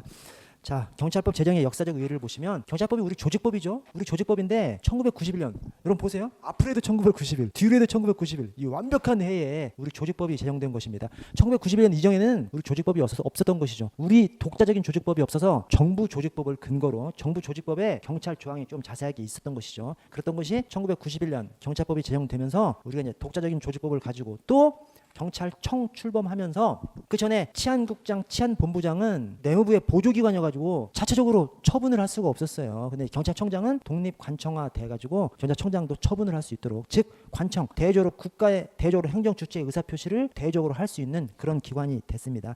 자, 그래서 1991년 경찰법 제정의 배경은 경찰의 정치적 중립과 경찰의 기구 독립의 열망이 이루어진 것이고요. 자, 아래 내무부의 보조기관이었던 치안본부가 내무부 외청으로, 외청인 경찰청으로 분리승격됐습니다. 이 외청이라는 표현이 어떤 표현이냐면 업무는 독자적으로 하는 거죠. 업무는 내무부 장관하고 상관없이 업무는 독자적으로 하는 겁니다. 그걸 갖다가 이제 외청이라고 합니다. 그래서 업무 자체를 지휘감독 받지는 않잖아요. 근데 지금 막 지휘감독 하려는 것처럼 막 하려고 하죠, 내무부 장관이. 근데 사실은 법을 보면 내무부 장관의 지휘감독을 받지 않도록 되어 있습니다. 치안 업무는 경찰청장이 독자적으로 하도록 되어 있습니다. 왜냐하면 여러분 이 정부조직법에 기획재정부 장관 업무를 딱 보지 않습니까? 그 안에 국세청장하고 관세청장이 있음에도 불구하고 국세 관세 내용이 그 안에 들어가 있어요. 기재부 장관 업무에. 근데 행정안전부 장관의 업무에는 치안에 관한 사항은 아예 없습니다. 그러니까 입법권자의 의도가 국회, 입법권자의 의도가 치안 사무는 아예 경찰청장이 독자적으로 다 그냥 하게끔 만들어놨습니다. 그러니까 지금 행안부 장관 지금 이상민 씨가 막 헛짓하는 거 사실은 이제 위법적인 발상을 하고 있는 겁니다. 자, 3번에 경찰청장과 지방경찰청장을 독립관청화했고요. 하지만 경찰을 선거 부처로부터 완전히 독립시키지 못해서 정치적 중립을 완전히 확보하지 못한 문제점이 있습니다. 그래서 우리 경찰청 출범을 어떻게 얘기하냐면 여러분 조금 주의하셔야 돼요. 독립했다라고 얘기합니다. 독립했다라고 얘기하고 또 정치적 중립을 위해서 이렇게 했다. 독립했다. 정치적 중립을 확보했다. 뭐 이런 식으로 표현을 해요. 근데 또 그 반대로 중립을 완전히 달성하지는 못했다. 또 정치적 중립을 독립을 완전히 독립되지는 못했다. 또 정치적 중립을 완전히 확보하지는 못했다. 이런 식으로 표현합니다. 그래서 우리가 내무부 외청으로 됐기 때문에 그걸 갖다가 독립이라고 표현을 합니다. 그래서 경찰청장이 독립관청화됐다. 이 표현도 맞는 표현으로 봐요. 근데 또 반대편에서 완전히 독립하지는 못했다. 이 표현도 맞는 지문으로 봅니다. 왜냐? 절반만 독립한 것이죠. 절반만. 내무부 소속으로 되기 때문에 그 대신 업무 자체는 독자적으로 하는 거기 때문에 독립했다라고도 하고 완전히 독립하지는 못했다라고도 하고 또 정치적 중립도 정치적 중립을 이뤘다라고도 하고 정치적 중립을 완전히 이루지는 못했다. 또 이런 식으로 표현합니다. 양쪽의 표현이 다 맞는 표현으로 그냥 얘기를 해버립니다. 그 점 좀 주의하시고 자, 아래 경찰위원회와 치안행정협의회 경찰법 제정에 의해서 내부 소속으로 경찰위원회를 두고 지방에는 시도지사 소속으로 치안행정협의회를 두도록 했었습니다. 근데 이번에 자치경찰제 도입되면서 시도자치경찰위원회 도입하면서 이 치안행정협의회는 없어져 버렸습니다. 그냥 치안행정협의회 또 제주도에 치안행정위원회라는 것을 뒀었거든요. 그런 것은 다 없어지고 다 시도자치경찰위원회로 다 그냥 통합시켜 버렸습니다. 자, 아래 조직 정비를 보시면 자, 1991년 경찰법 제정했죠. 앞으로 봐도 1991, 뒤로 봐도 1991 이 완벽한 해에 경찰법 제정됐고요. 자, 96년을 보시면 그때 이제 2번에 경찰헌장도 그때 제정됐고요. 3번에 96년도에 해양경찰청이 해양수산부로 이관됐습니다. 자, 해양경찰청은 언제 출범하죠? 해양경찰청 자체는 그러니까 우리 경찰 안에서 육경 안에서 해양경찰청이 된 것이 1991년이에요. 그러니까 경찰법 제정되면서 우리 경찰 안에서 지방청급으로 해양경찰청이 만들어집니다. 그 전에는 굉장히 작은 조직이었는데 1991년에 해양경찰청이 창설됩니다. 그때는 육경 경찰 안에 지방 경찰청급으로 이제 창설이 되죠. 그래서 1991년도에 해양경찰청이 만들어지지만 그 해양경찰청이 해수부 산하로 빠져나간 것은 1996년입니다. 그래서 여러분 옆에다가 꼬륵꼬륵이라고 좀 적어주세요. 왜냐하면 이 해경 애들이 바다에서 활동하잖아. 바다에서 사람이 빠져. 꼬르륵 꼬르륵 소리가 나죠. 그래서 꼬륵꼬륵 이게 구륙이죠. 구륙. 오케이? 구륙인데 꼬륵꼬륵 이렇게 연상을 좀 시켜주세요. 그래서 96년입니다.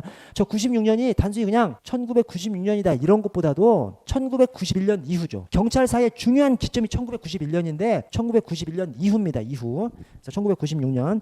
자, 5번에 1999년에 청문관제가 도입되죠. 이 청문관이 뭐죠? 감찰입니다. 우리 내부 감찰. 감찰이 우리 일선 직원들이 그런 말 많이 하죠. 아, 새끼들 입만 달고 다닌다고. 이 말이 뭔 말이냐면 본연의 일을 하지 않고 감찰 업무를 하는 거잖아요. 그러니까 입으로만 짓거리고 다닌다는 거죠. 그래서 구구청문입니다. 구구청문. 입으로만 그냥 떠들고 다니는 구구청문. 자, 2000년도에 사이버 테러 대응센터가 신설됐어요. 왜 이때 사이버 테러 대응센터가 왜 신설됐냐면 여러분 2000년이 오기 직전에 Y2K라는 문제가 있었습니다. 여러분 저기 아실 텐데 이게 이어예요. 연도 이어. 이 K가 천이야 천. 2000년의 문제를 Y2K 문제라고 합니다. 그래서 2000년이 되기 직전에 골 때렸어요. 그때 종말론이 엄청 유행했어요. 2000년 되면 종말한다고 막 해가지고 막 어디 군데 뭐 다리 밑에서 막 이 광신도들이 모여가지고 막 기도하고 있고 막 이런 것들이 꽤 있었어요. 방송 프로그램에서도 막 특별히 취재해서 막 하기도 하고 막 그랬었습니다. 왜? 2000년도에 세상이 종말할 거라고는 막 그런 것들이 엄청 있어. 동시에 2000년이 딱 되면 컴퓨터 시스템이 2000이라는 글자를 인식하지 못해서 2000년이 되는 순간 모든 컴퓨터가 막 망가지면서 핵폭탄 같은 것들이 막 발사되고 막 오류를 일으켜가지고 이런 것들이 엄청 걱정이 됐었어요. 그래서 그때 전산망 시스템에 대해서 엄청난 관심이 막 집중됐었습니다. 그래서 이게 그냥 괜히 2000년이 아니라 그때 막 사회적으로 엄청 막 전산망 이런 것에 엄청 관심이 많아가지고 2000년 되니까 아무 일 없더라고. 물론 아무 일은 없었지만 그런 관심을 배경으로 해서 창설된 것이 이 사이버 테러 대응 센터입니다.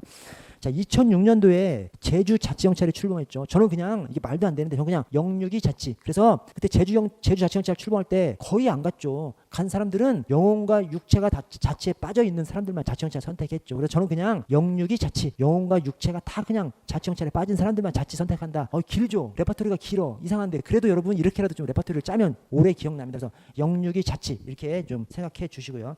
자, 오른쪽에 우리 경찰 영웅들. 자, 먼저 김구 선생이 임시정부 초대 경무국장이셨고요. 이건 뭐 다 아시고.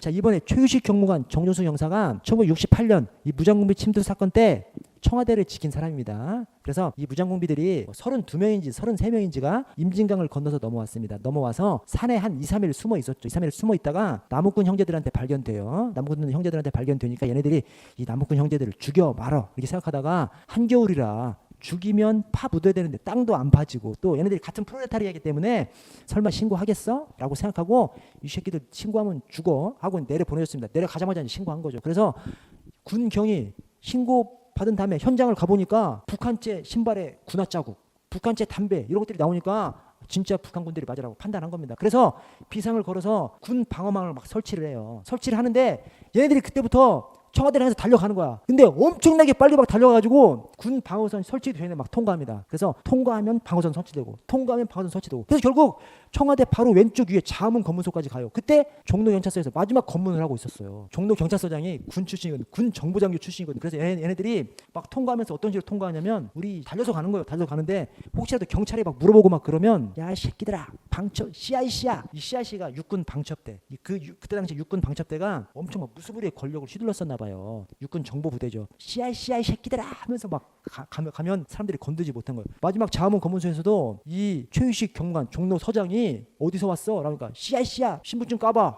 왜냐면 이 사람은 자기가 정부장 출신이기 때문에 CIC가 뭐 두려울 것이 없었거든요. 그래서 거기서 그 순간에 저 언덕에서 버스가 한 대 올라오는데 한밤중이라 버스가 불 켜고 올라오니까 이 무장공비들이 생각하기에는 경찰 지원 경력이 온 것으로 오인을 해가지고 총 쏘고 막 수류탄 던지고 해서 도망가 버렸습니다. 다 거기 뚫렸으면 바로 청와대 뒷산으로 바로 들어가는 거예요. 그래서 이 최규식 경무관 정종수 경사 이 공이 대한민국 경찰 최고의 공입니다. 이 최규식 경무관이 사후에 태극 무공훈장을 받았어요. 여러분 대한민국 역사상 태극 무공훈장을 받은 사람은 하여튼 대한민국 훈장의 종류가 엄청 많아요. 그래서 태극 무공훈장이 전투 관련해서 최고의 공을 세운 사람들한테만 준 것이 태극 무공훈장입니다. 우리 역사 이래 정부 수립 이후 6.25 전쟁을 거쳤음에도 불구하고 태극 무공훈장을 받은 사람은 20명이 채 안 됩니다. 그 중에 한 사람이 이 최규식 경무관입니다. 경찰로서는 청와대를 지킨 최고의 공을 세운 사람이 최규식 경무관이고요. 자, 차이력 경무관은 제가 차이력 경무관에다가 차차차 이렇게 적어놨어요. 왜냐하면 다른 경찰 영웅들은 딱 한 가지의 영웅이에요. 최규식 경무관님 호국 경찰의 영웅이지 않습니까? 저 안병화 인권 경찰의 영웅이죠. 다 이렇게 한 가지의 영웅인데 차이력 경무관님만 여러 가지 경찰 영웅이에요. 뭐 인본 경찰의 영웅, 호국 경찰의 영웅, 문화 경찰의 영웅 이렇게 여러 가지 경찰의 영웅인 것이 차이력 경무관. 그래서 차차차 이렇게 하는 겁니다. 여러 가지 경찰 영웅이라는 것을 떠올리시라는 겁니다. 차차차 여러 가지 경찰 영웅. 이 차이력 경무관이 대한민국 경찰 역사상 그러니까 대한민국 경찰 역사상 최고의 공을 세운 것은 저 최규식 경무관이고 그래서 최규식이고 최고의 공. 최고로 매력적인 사람은 이 차이력 경무관입니다. 그래서 차이력 경무관이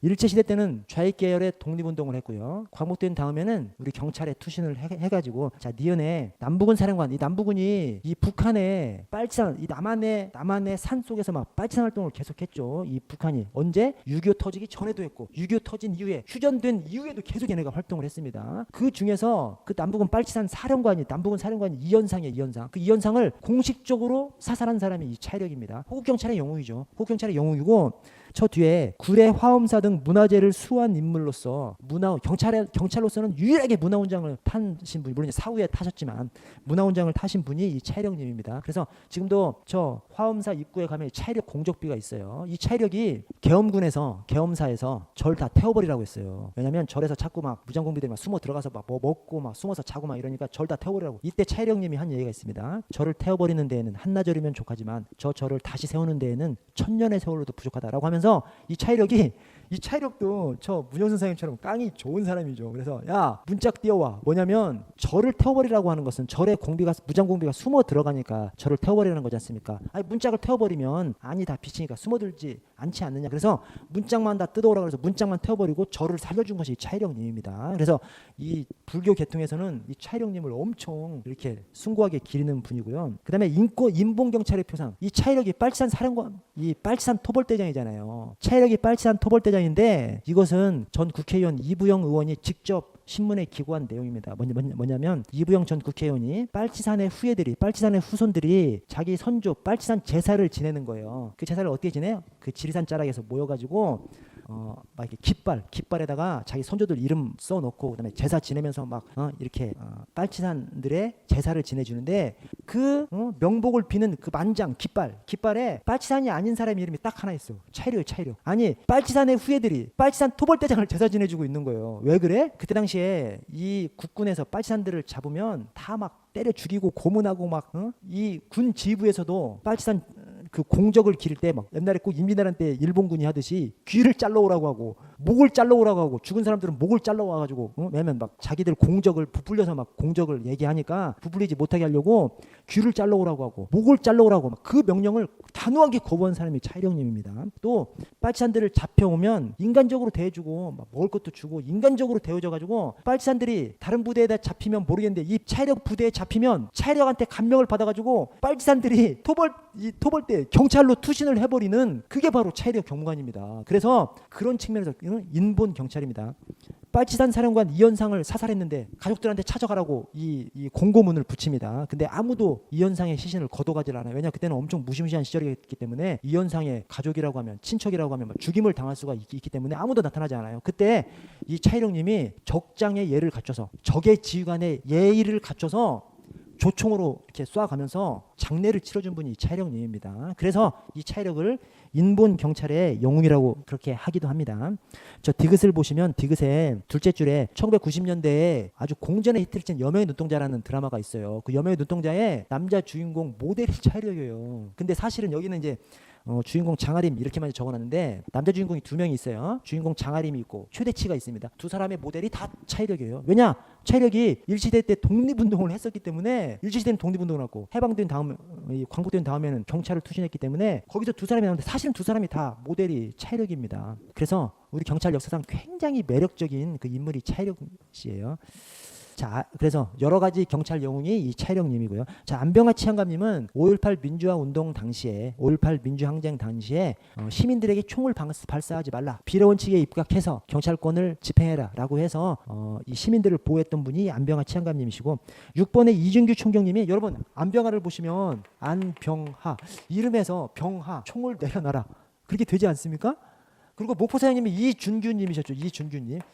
준규. 그래서 안병화 도경국장의 지휘 지침을 준수하신 분이 이준규 목포 서장님이셨습니다. 그 두 분께서 5.18 민주항쟁 당시에 이 시민들의 목숨을 살리신 분이시고 자 5번의 안맥결 총경님은 도산 안창호 선생의 조카딸이시고요. 일제시대 때에는 그때 만세 시위에 참여하다가 체포돼서 아주 옥고를 치르기도 하셨고 근데 광복된 다음에 니은의 제1기 여자 경찰 간부로 임용돼서 자 디귿에 5.16 군사혁명이 일어나자 그냥 사표 던지고 나가버렸습니다. 군사정권에 협력할 수 없다라고 해서 사표 던지고 나가신 분이 이 안맥결 총경님이시고요. 자 7번의 최중락 총경은 옛날에 1970년대 80년대 그때도 이것도 역시 공전의 히트를 친 드라마가 있어요. 수사반장이라고. 이 수사반장의 실제 모델이 이 최중락 총경님이셨습니다. 이 최중락 총경님은 경찰 퇴직하고 나서도 하여튼 다른 후배들이 겁나 많았어요. 왜냐? 무조건 만나면 이 양반이 밥을 사주셨거든요. 이 양반이 그만두고 나서 돌아가실 때까지 S1 있었습니다. S1 세콤 S1 이사 S1 이사를 계속 하셨었거든요. 그래서 하여튼 후배들한테도 굉장히 좀 존경받고, 제가 교육할 때 이분이 저기 외래 강의를 한번 오셨었어요. 근데 하는 얘기가 그거예요. 자기는 자기 눈에는 도둑놈이 다 보인대. 그리고 자기가 도둑놈을 알아보지 못하면 도둑놈이 자기를 알아본대. 그래서 도둑놈이 지나가다가 막 벌벌 떨고 있다는 거예요. 그래서 그냥 따라와 하면 그냥 따라오면서 막 다 불고 막 했다는 거예요. 믿어야 되나 말아야 되나. 하여튼 간에 굉장히 좀 후배들한테 신망받고, 그다음에 이분이 그 검거왕을 굉장히 많이 했고, 하여튼 우리 경찰 안에서 수사경찰의 표상으로, 수사경찰의 영웅으로 이렇게 칭송받는 선배님이 최중락 총경님이십니다. 다음 페이지 보시면, 자, 경찰 수사구조 개정, 자, 2020년 개정 형사소송법이 통과되면서 경찰과 검찰의 관계가 상명하복 관계에서 협력 관계로 완전히 바뀌었고요. 그래서 수사는 경찰, 기소는 검찰이라는 민주적인 분권형 수사 구조가 시작됐습니다. 그래서 검사가 개시할 수 있는 수사의 범위를 굉장히 축소를 시켜놨죠. 그래서 앞으로 지금 현재 우리 경찰, 수사경찰들이 굉장히 힘들다고 하죠. 막 검찰에서 막 보안 수사 막 엄청 보내가지고 여기 보안 수사, 재수사 엄청 내려가서 엄청 힘들다고 하는데, 그러나 향후에 일정한 시간이 지나면 이제 검사는 갈수록 수사를 안 하는 방향으로 가는 것이고, 경찰은 갈수록 더 많은 수사를 하기 때문에 수사의 역량은 경찰이 높아질 수밖에 없습니다. 그래서 일정한 시간이 지나면 이제 경찰이 수사 역량이 훨씬 더 높아지는 시대가 될 겁니다. 그래서 하여튼 경찰의 미래는 밝다. 저는 사실 저 살아생전에 이런 시대가 올 줄은 몰랐어요. 왜냐, 대한민국 자체가 검찰이 엄청난 권력 집단이기 때문에. 그래서 이런 시대가 올 줄 몰랐는데 와버렸습니다. 자, 오늘 비유경찰론에서 자, 먼저 각국의 경찰 체제를 분권형, 집권형, 절충형 이렇게 구분합니다. 자, 분권형이 미케 베네스, 오케이? 미케 베네스. 자, 집권형이 함프리리 덴데핀입니다. 함프리리 덴데핀. 자, 그래서 저 분권형에서는 미국, 캐나다, 미케 베네스지만 미국, 캐나다가 분권형이라는 걸 생각하시고, 자, 집권형에서는 한국, 프랑스가, 그래서 함프리리 덴데핀, 한국, 프랑스가 집권형이라는 것을 아시고요. 자, 절충형이 영일, 호부독입니다. 그래서 영국, 일본, 그 다음에 독일 이런 데가 다 절충형입니다. 여러분, 이 각국의 경찰 체제가, 경찰 전통이, 영미는 자치 경찰의 전통이에요.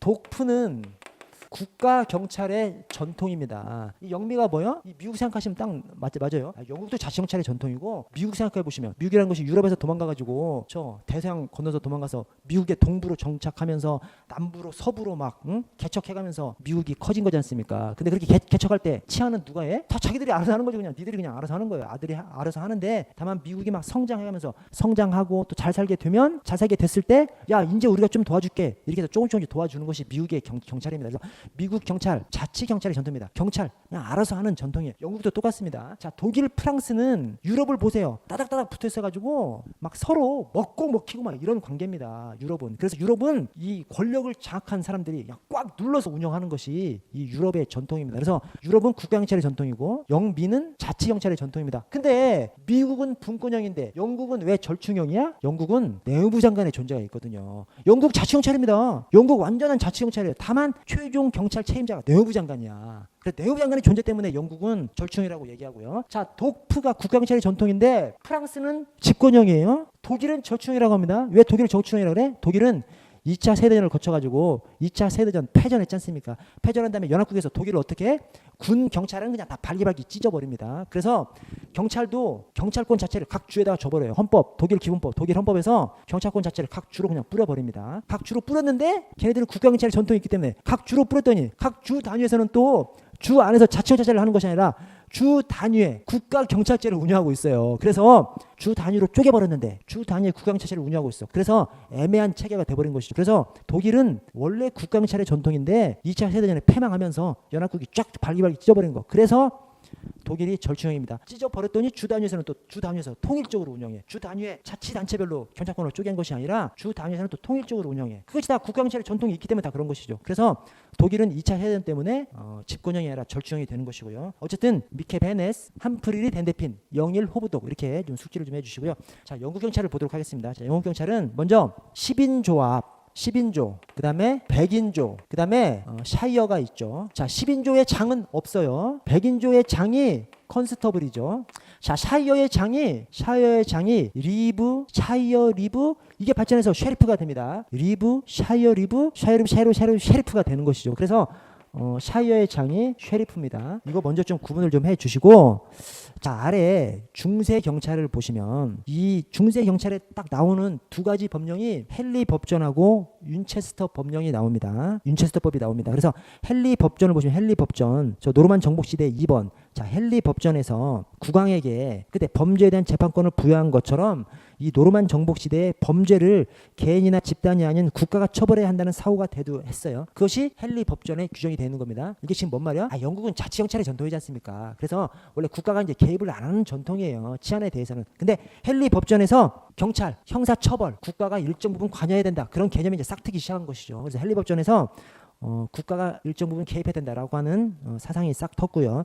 자, 윈체스터법은 뭐요? 윈체스터법은 그 자치경찰의 전통을 규정해 놓은 것이 윈체스터법입니다. 그래서 윈체스터법에서 뭘 규정하고 있냐면 거기 이번에 주요 내용을 보시면 교구 순경, 페리시 컨스터블이나 또는 컨스터블이나 페리시 컨스터블을 두는데 이 컨스터블이나 페리시 컨스터블은 무급이야 유급이야? 무급입니다. 무급. 즉 자치경찰이죠. 자치경찰. 오케이? 영국은 자치경찰의 전통이지 않습니까? 자치경찰의 전통이 뭐요? 국가가 경찰을 운영하지 않는 것이죠. 그래서 이 컨스터블이나 페리시 컨스터블, 그냥 주민들 중에서 페리시 컨스터블을 만들어서 국가 예산을 사용하지 않는 것이죠. 그거를 윈체스터법에 규정을 한 거예요. 그리고 자치경찰은 나라의 월급을 받지 않는 사람이 컨스터블이나 페리시 컨스터블을 하기 때문에 나머지 국민들도 경찰 활동을 도와줘야 되는 것이죠. 그 도와줘야 하는 것이 그동안 전통에 있었던 것이죠. 이 자치경찰의 전통 안에는 주민들도 경찰 활동을 도와주는 것이 있는 거죠. 그 경찰 활동을 도와줘야 되는 주민들의 임무를 치안 조력 의무로 해서 여기 윈체스터법에 규정하고 있는 겁니다. 그래서 치안 조력의 의무가 중소도시에는 야경인 제도를 도입해서 주민들도 막 돌아가면서 야간에 순찰을 도는 그 야경인 활동을 하게 하고요. 또 전통적인 규환 제도, 이 전통적인 규환 제도가 나쁜 놈이 나타나면 소리를 지르고 쫓아가서 함께 잡아줘야 되는 것이죠. 그래서 나쁜 놈이 나타났는데 그 일정한 집단에서 예를 들어서 10인조나 100인조에서 못 잡아. 그러면 그 책임을 10인조나 100인조에서 지게 하는 그런 제도가 이 규환 제도입니다. 그래서 규환 제도, 나쁜 놈이 나타나면 주민들이 그 나쁜 놈을 검거하는데 도움을 줘야 하는 그 의무를 윈체스터법에다 규정하고 있습니다. 그래서 윈체스터법에는 자치경찰의 전통, 월급 주지 않고 컨스터블이나 페리시 컨스터블을 임명하는 거, 월급 주지 않고 또 주민들은 그 치안 활동을 도와줘야 할 의무, 그런 것들을 윈체스터법에서 규정하고 있습니다. 자, 이것이 산업사회로 발전하면서, 그러니까 농촌 사회에서는 어떤 사람이 컨스터블이나 페리시 컨스터블로 지정이 되면 그 컨스터블의 노는 누가 농사를 지어? 아니, 주변 다른 주민들이 함께 지어줘야 되죠. 그렇죠. 그러나 산업사회에서는 하루 종일 일을 해야 월급을 주는 것이지 이렇게 무급의 경찰 제도가 안 맞는 거죠. 그래서 산업사회로 이행되면서 수도경찰청 등 이 근대적인 경찰로 이행하는 겁니다. 다음 페이지를 보시면 다음 페이지. 자, 근대 경찰로 이행합니다. 이 근대 경찰로 이행하는 것이 이 산업사회가 나옵니다. 그래서 자, 시대변화, 산업혁명으로 인한 폭발적 인구 증가와 범죄 증가가 새로운 치안 제도를 요구했고요. 그래서 저 중앙에서는 수도경찰청이 창설되고 저 지방에서는 또 그냥 지방에도 이제 월급을 주는 경찰관들을 배치하게 되는 것이죠. 자, 그런데 중앙에 수도경찰청이 창설되기 전에 수도경찰청 창설의 징검다리가 된 제도가 이 보우가의 주자들입니다. 그래서 1749년 헨리 필딩 법관에 의해서 최초의 직업 경찰관이자 형사 기동대라고 할 수 있는 보우가의 주자들. 이 보우가가 이 런던의 중심가래요. 런던의 중심가에 막 중심가니까 막 저 귀중품들 이런 것들도 많이 거래되고 그러니까 도둑놈들이 거기에 많이 있었다는 거예요. 그래서 이때 보우가의 주자들이라고 하는 형사기동대, 경찰대, 형사기동대를 배치했고요. 이것이 수도경찰청을 창설하게 되는 그 징검다리 역할을 하게 됩니다. 자, 이번에 1829년에 내무장관 로버트 필이 수도경찰청을 창설하죠. 그래서 이 내무장관이 영국 근대경찰의 아버지입니다. 영국 경찰의 아버지 또는 영국 근대경찰의 아버지입니다. 이 일본에서 동경경찰청을 창설한 가와지 도시요시를 일본 근대경찰의 아버지라고 얘기하듯이 우리나라에서, 물론 우리나라에서는 이게 좀 일반화된 개념은 아니지만 또 경찰학자들이 그렇게 얘기합니다.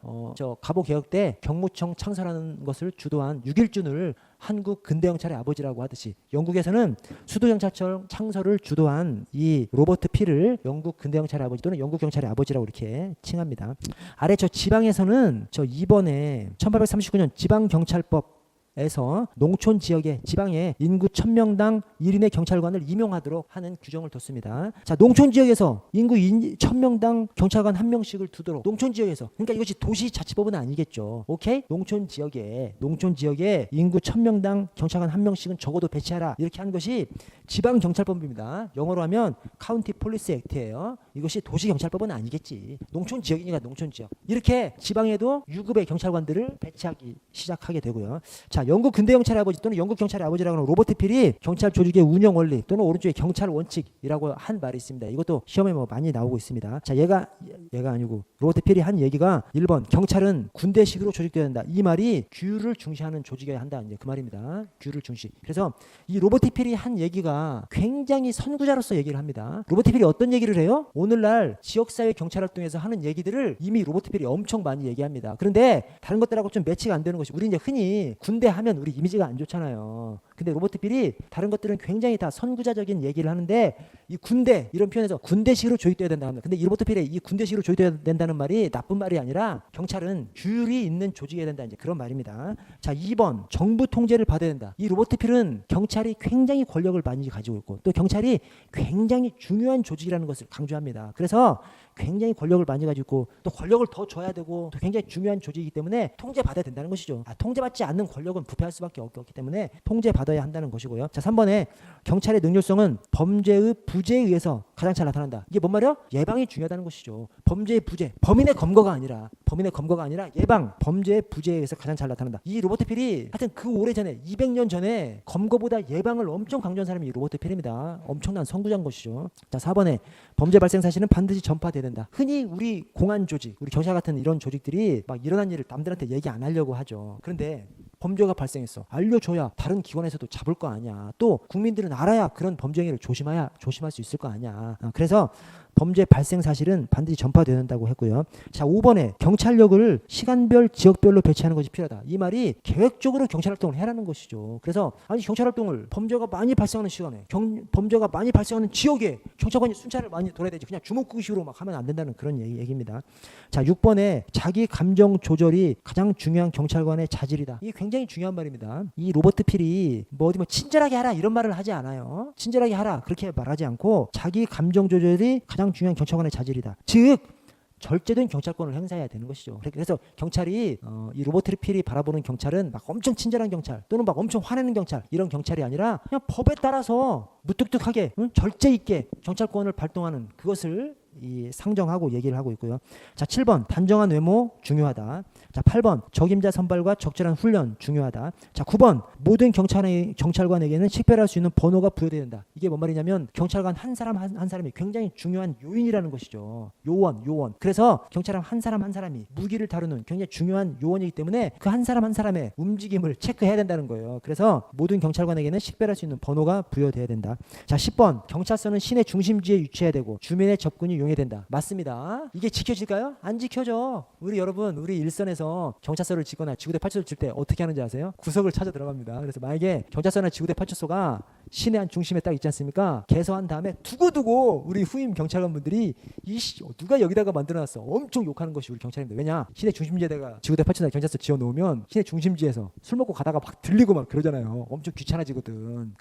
그러나 국민들 입장에서는 사람들이 많이 다니는 번화가에 경찰서나 지구대 파출소가 있는 것이 맞잖아요. 맞지만 현실은 다른 거죠. 우리 경찰들이 그래서 어디 지나가다 보면 막 골목길 지나가다가 뒷골목 딱 들어갔는데 지구대 파출소 있고 막 그런 거 보셨을 거예요. 그렇게 우리 지으려고 그래. 그렇게 하지 말라는 겁니다. 이 로버트 필이. 자, 11번 경찰관 채용에 있어서 반드시 15개월을 된다. 왜냐면 경찰 한 사람 한 사람이 엄청 중요한 존재이기 때문에 이렇게 얘기를 하는 것이고요. 12번 항상 기록을 남겨라. 후진국일수록 기록 안 남기죠. 그렇죠? 후진국일수록 말로 다 해버리고 그냥 주먹구구식으로 막 해버리죠. 기록을 남기라는 것이고요. 자, 오른쪽에 9가지 경찰 원칙을 보시면 이것을 뭐 왼쪽에 뭐 운영 원리가 뭐고 어제 경찰 원칙이 뭐 이런 식으로 시험은 안 나옵니다. 그냥 로버트 필이 한 말이 맞아 안 맞아 이것만 시험에 나오기 때문에 자, 오른쪽 경찰 원칙의 1번에 군대 포갑이나 엄한 처벌이 이루어지지 않도록 범죄와 무질서를 예방하는 것이 경찰의 기본적입니다. 이 말이 뭔 말이냐면 범죄나 무질서를 예방하면 범죄나 무질서가 생기지 않지 않습니까? 그러면 군이 출동할 일도 없는 것이죠. 그런데 예방하지 못하면 그 사태가 심각하면 군이 출동할 일도 생기는 것이죠. 군이 출동하면 국민들한테 엄청 억압적인 활동이 될 수밖에 없지 않습니까? 그래서 군이 출동해서 엄청 억압적인 그런 활동이 없어지려면 경찰이 예방을 잘 해야 되는 거죠. 예방하면 경찰이건 군이건 출동할 일도 없는 것이죠. 그래서 예방에 엄청 중점을 둔 것이 로버트 필이고요. 이번에 경찰의 임무를 수행하기 위해서 필요한 힘은 시민의 지지와 승인, 존경에 전적으로 의존한다. 시민들이 경찰을 존경하면 경찰에 힘이 생기는 것이고, 시민들이 경찰을 무시하면 경찰을 신뢰하지 않으면 경찰의 힘이 없어지는 것이고. 자, 4번에 시민의 협력을 확보하는 만큼 강제와 물리력 사용의 필요성이 감소함을 명심해야 된다. 당연하죠. 시민들이 우리 경찰권 발동에 협조해. 그러면 무기 쓸 필요가 없는 것이죠. 말로 해서 따라와라. 그래서 시민의 신뢰를 받고 신뢰를 통해서 시민의 협력을 받으라는 거예요. 그러면 이제 무기 별로 쓸 일이 없다는 겁니다. 자, 5번에 시민의 지지와 승인은 결코 여론에 영합해서 얻어지는 것이 아니라 지속적으로 공정하고 치우침 없는 법 집행을 통해서 확보됩니다. 이 굉장히 중요한 말입니다. 뭐 우리 경찰청에서 막 여경들 동원해가지고 막 춤추게 만든 다음에 막 홍보 영상 날리고 막 그러지 않습니까? 로버트 필이 살아 계시다면 그런 짓 하지 말라는 겁니다. 그런 짓 해가지고 시민의 신뢰가 얻어지는 것이 아니라 장기간에 걸쳐서 지속적으로 공정한 법 집행을 하면 그것이 국민이 신뢰한다는 거예요. 그래서 영국 경찰 유명한 경찰이 있습니다. 여러분 전 세계 경찰 중에서 최고로 존경받는 경찰이 영국 경찰입니다. 영국 경찰에는 어떤 전통이 있어? 영국 경찰이 그렇게 친절하지 않아요. 영국 경찰이 그렇게 친절하지 않다는 거예요. 다만 영국 경찰은 공정하다는 겁니다. 그래서 영국 경찰이 교통 단속을 하는데 장관이건 총리건 필요 없어. 걸리면 무조건 딱지 끊는다는 거예요. 그게 영국 경찰입니다. 그 모습을 보고 시민들이 영국 경찰을 신뢰하는 것이죠. 그래서 뭐 여경들 출연시켜서 춤추게 만들고 홍보영상 만들고 이런 거 하지 말라는 거예요. 지속적으로 공정하고 치우침 없는 법 집행을 하라는 것이고요. 6번에 경찰의 물리력은 설득과 조언 권고가 통하지 않을 때에만 끝에 필요 최소한의 정도에 그쳐야 하고요. 7번 경찰이 곧 시민이고 시민이 곧 경찰이다. 자, 경찰이 곧 시민이야. 이 말이 야 경찰 시민이 너하고 다른 사람이 아니야. 너도 시민이야. 너 경찰 시민한테 가혹행위 하지 마. 이게 경찰이 시민이다. 이 말입니다. 자, 시민이 곧 경찰이야. 야 시민 너도 치안 업무에 협조를 할 의무가 있어. 너도 경찰이야. 그래서 너 경찰이 어떤 업무를 하고 있으면 협력해. 이게 시민이고 경찰이란 말입니다. 그래서 경찰이고 시민이고 경찰이다. 이 말은 경찰과 시민이 서로 협력해야 한다는 그런 말이고요. 자, 8번 끝에 유무죄를 판단해 처벌하는 법관의 권한을 행사하는 것처럼 보여서는 안 된다. 경찰이 뭐 말하자면 경찰은 검거해서 검찰로 넘기면 되는 거예요. 그러면 검찰이 기소하고 처벌은 판사가 하는 것이고 경찰은 검거만 하면 되는 것이지 뭐 그냥 때려가지고 처벌까지 하려고 하면 안 된다는 얘기가 이 말이고요. 자, 9번에 경찰의 효율성은 범죄 무질서의 감소 부재로 판단되는 것이지 범죄 무질서를 진압하는 가시적인 모습으로 인정받는 것은 아니다. 즉 검거가 중요한 것이 아니라 예방이 중요하다. 그 얘기를 하는 겁니다. 시간 다 가버렸네. 여러분 저 밑에 이 3원 체제 4원 체제부터는 내일 좀 보도록 하겠습니다. 수고하셨습니다.